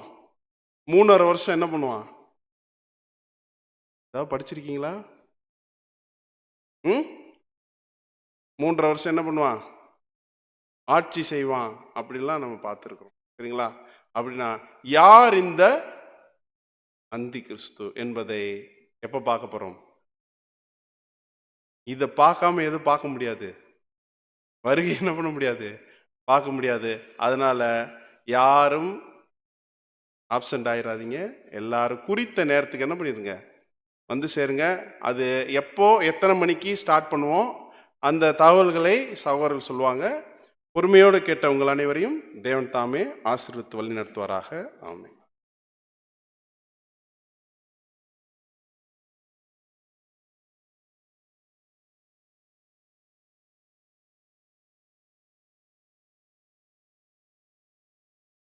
இந்த தூதை பகிர்ந்தளித்த சகோதரருக்கு நன்றி. இந்த மாபெரும் சத்தியத்தை நமக்கு இன்னைக்கு வெளிப்படுத்திய பிதாவுக்கும் நாம் நன்றிகளையும் ஸ்தோத்திரங்களையும் ஏறெடுத்துக் கொள்ளலாம். பிரதர் ரொம்ப கரெக்டாக சொல்லிட்டு போனார். ஸோ அடுத்த வாரம் கூட என்ன ஒரு பாடம் பார்க்க போகிறோம் அப்படின்னா, மிகவும் ஒரு முக்கியமான பாடம். நம்ம இது வரைக்கும் பார்த்துட்டு வந்திருக்க அந்த ஒரு ஃபார்மேட்லேயே பார்த்தோம்னா, திருத்துவம் அப்படிங்கிற ஒரு பாடம் எடுக்கும் பொழுது ரொம்ப டைம் எடுத்துக்கிட்டோம் இல்லைங்களா? எதனால் அப்படின்னா, அந்த ஒரு பாடத்தை வந்து ஸ்ப்ளிட் பண்ணி எடுக்க முடியாது. கண்டினியூஸாக எடுத்தால் தான் உங்களுக்கு புரியும்னு. அதே போல் இந்த அடிப்படை வேதாகம வகுப்புகள் இது வரைக்கும் கேட்டு வந்திருக்கீங்க அப்படின்னா, நீங்கள் கேட்டதுலேயே மிகவும் ஒரு கேட்க போகிற ஒரு மிகவும் ஒரு முக்கியமான பாடம் என்ன அப்படின்னா, அந்தி கிறிஸ்து அப்படிங்கிற ஒரு பாடம். ஸோ வாஞ்சையாக வரீங்க. அநேக கிறிஸ்தவர்கள் வந்து இன்றைக்கி மாலை வேளையில் எப்படி வேணால் டைம் ஸ்பெண்ட் பண்ணியிருந்திருக்கலாம். பட் இதே காஞ்சிபுரத்தில் ஒரு 15 பேர் வந்து, ஸோ நீங்கள் என்ன பண்ணுறீங்க அப்படின்னா, வாஞ்சையாக வந்துட்டுருக்கீங்க ஒரு வாரமும். உங்களுடைய ஃபேமிலி மெம்பர்ஸ்லேயே ஒரு 2-3 பேர் இந்த வீக் கூட மிஸ்ஸிங் இல்லைங்களா? ஸோ அவங்க கூட அடுத்த வாரம் வரும்பொழுது தயவு கூர்ந்து கொஞ்சம் டைமுக்கு எல்லாரும் வந்துடுங்க. ஆனால் ஒரு விஷயம், நீங்கள் ரிட்டர்ன் வீட்டுக்கு போயிட்டு என்ன குக் பண்ணணும், என்ன சமைக்கலாம், அதுக்கப்புறம் வீட்டுக்கு போயிட்டு என்ன செய்கிறது அப்படின்னு யோசிக்க வேண்டாம். ஸோ டின்னர்ஸ் வந்து அரேஞ்ச் பண்ணியிருக்கோம். ஸோ அதனால் ஒரே ஒரு ஹம்பிளான ரெக்வஸ்ட்டு, லஞ்சை கொஞ்சம் சீக்கிரம் செஞ்சுட்டு சாப்பிட்டுட்டு என்ன பண்ணிவிடுங்க அப்படின்னா, ஒரு 2:30க்கெலாம் நீங்கள் வந்துடுங்க. நீங்கள் 2:30க்கு ஷார்ப்பாக வந்துட்டீங்க அப்படின்னா, ஈவினிங் உங்களை சீக்கிரமே வந்து உங்களை வந்து வீட்டுக்கு அனுப்பக்கூடிய அந்த ஒரு பொறுப்பு வந்து எங்களுடைய கைகளில் இருக்குது. ஸோ எல்லோரும் வந்துட்டிங்கன்னா எடுக்கலாம். ஏன்னா இல்லைனா இந்த பாடத்தை வந்து ரொம்ப நேரம் இனிஷியல் ஸ்டேட்டஸ்லேருந்தே நீங்கள் கேட்கணும் அப்படிங்கிறது எங்களுடைய கருத்து. ஒரு 1/2 அன் ஹவர் மிஸ் பண்ணிவிட்டு அப்புறம் நீங்கள் ஒரு கேட்க வேண்டாம். ஸோ ஷார்ப்பாக வரும்படியாகவும் உங்கள் மத்தியிலே கேட்டுக்கொள்கிறோம். ரொம்ப கஷ்டமா 2:30 மணிக்கு வர்றது? இப்போ தான் பார்த்தோம், சிலுவையில் இயேசு கிறிஸ்து எவ்வளோ நேரம் தொங்குனார் நமக்காக. 6 மணி நேரம் சிலுவையில் நமக்காக தானே தொங்கியிருக்காரு. நம்மளால் இந்த டைமிங்ஸ்குள்ளே வர முடியுமா அப்படின்னா, நம்மளால் முடிகிறத தான் தேவன் நம்மக்கிட்ட எதிர்பார்க்குறாரு அப்படின்னு சொல்லி பார்க்குறோம். இதெல்லாம் ஒரு சின்ன ஒரு ஜீவ பலி, நம்ம உண்மையான சத்தியத்தை தெரிஞ்சுக்கிறதுக்காக. ஸோ அதனால் தவறாமல் நீங்கள் அந்த கூட்டத்தில் கலந்து கொள்ளும்படியாகவும் உங்கள் மத்தியிலே கேட்டுக்கொள்கிறோம். மேற்கொண்டு இன்னொரு அறிவிப்பு, இன்னைக்கு எடுத்த பாடத்தினுடைய நோட்ஸ் கூட பிரதர்ஸ் வந்து அரேஞ்ச் பண்ணியிருக்காங்க. அதையும் நீங்கள் வந்து பெற்றுக்கொள்ளும்படியாகவும் உங்கள் மத்தியிலே ஒரு அறிவிப்பை நாங்கள் வழங்குகிறோம். அதற்கு பிற்பாடு இன்று வந்து டீ அண்ட் ஸ்நாக்ஸில் டீ வந்து பிரதர்ஸ் எல்லாம் அரேஞ்ச் பண்ண ட்ரை பண்ணாங்க. பட் ஷாப்ஸ் நிறைய க்ளோஸாக இருந்தது. ஸோ ஸ்நாக்ஸ் மட்டும் இன்றைக்கி ப்ரொவைட் பண்ணுறாங்க அப்படிங்கிறதையும் உங்கள் மத்தியிலே தயவாக தெரிவித்துக் கொள்கிறோம். நம்ம வந்து ஒரு ப்ரேயரோட ஸ்டார்ட் பண்ணோம். ஒரு ப்ரேயரோட நம்ம என் பண்ணிடலாம். நாம் அனைவரும் எழுந்திருந்து கண்களை மூடி ஜெபத்தில் ஏறெடுப்போம். நம்ம மத்தியிலே முடிவு ஜெபத்தில் ஏறெடுக்கும்படியாக நம்முடைய அன்பு சகோதரர் லாரன்ஸ் அவர்களை அன்புடன் அழைக்கிறோம்.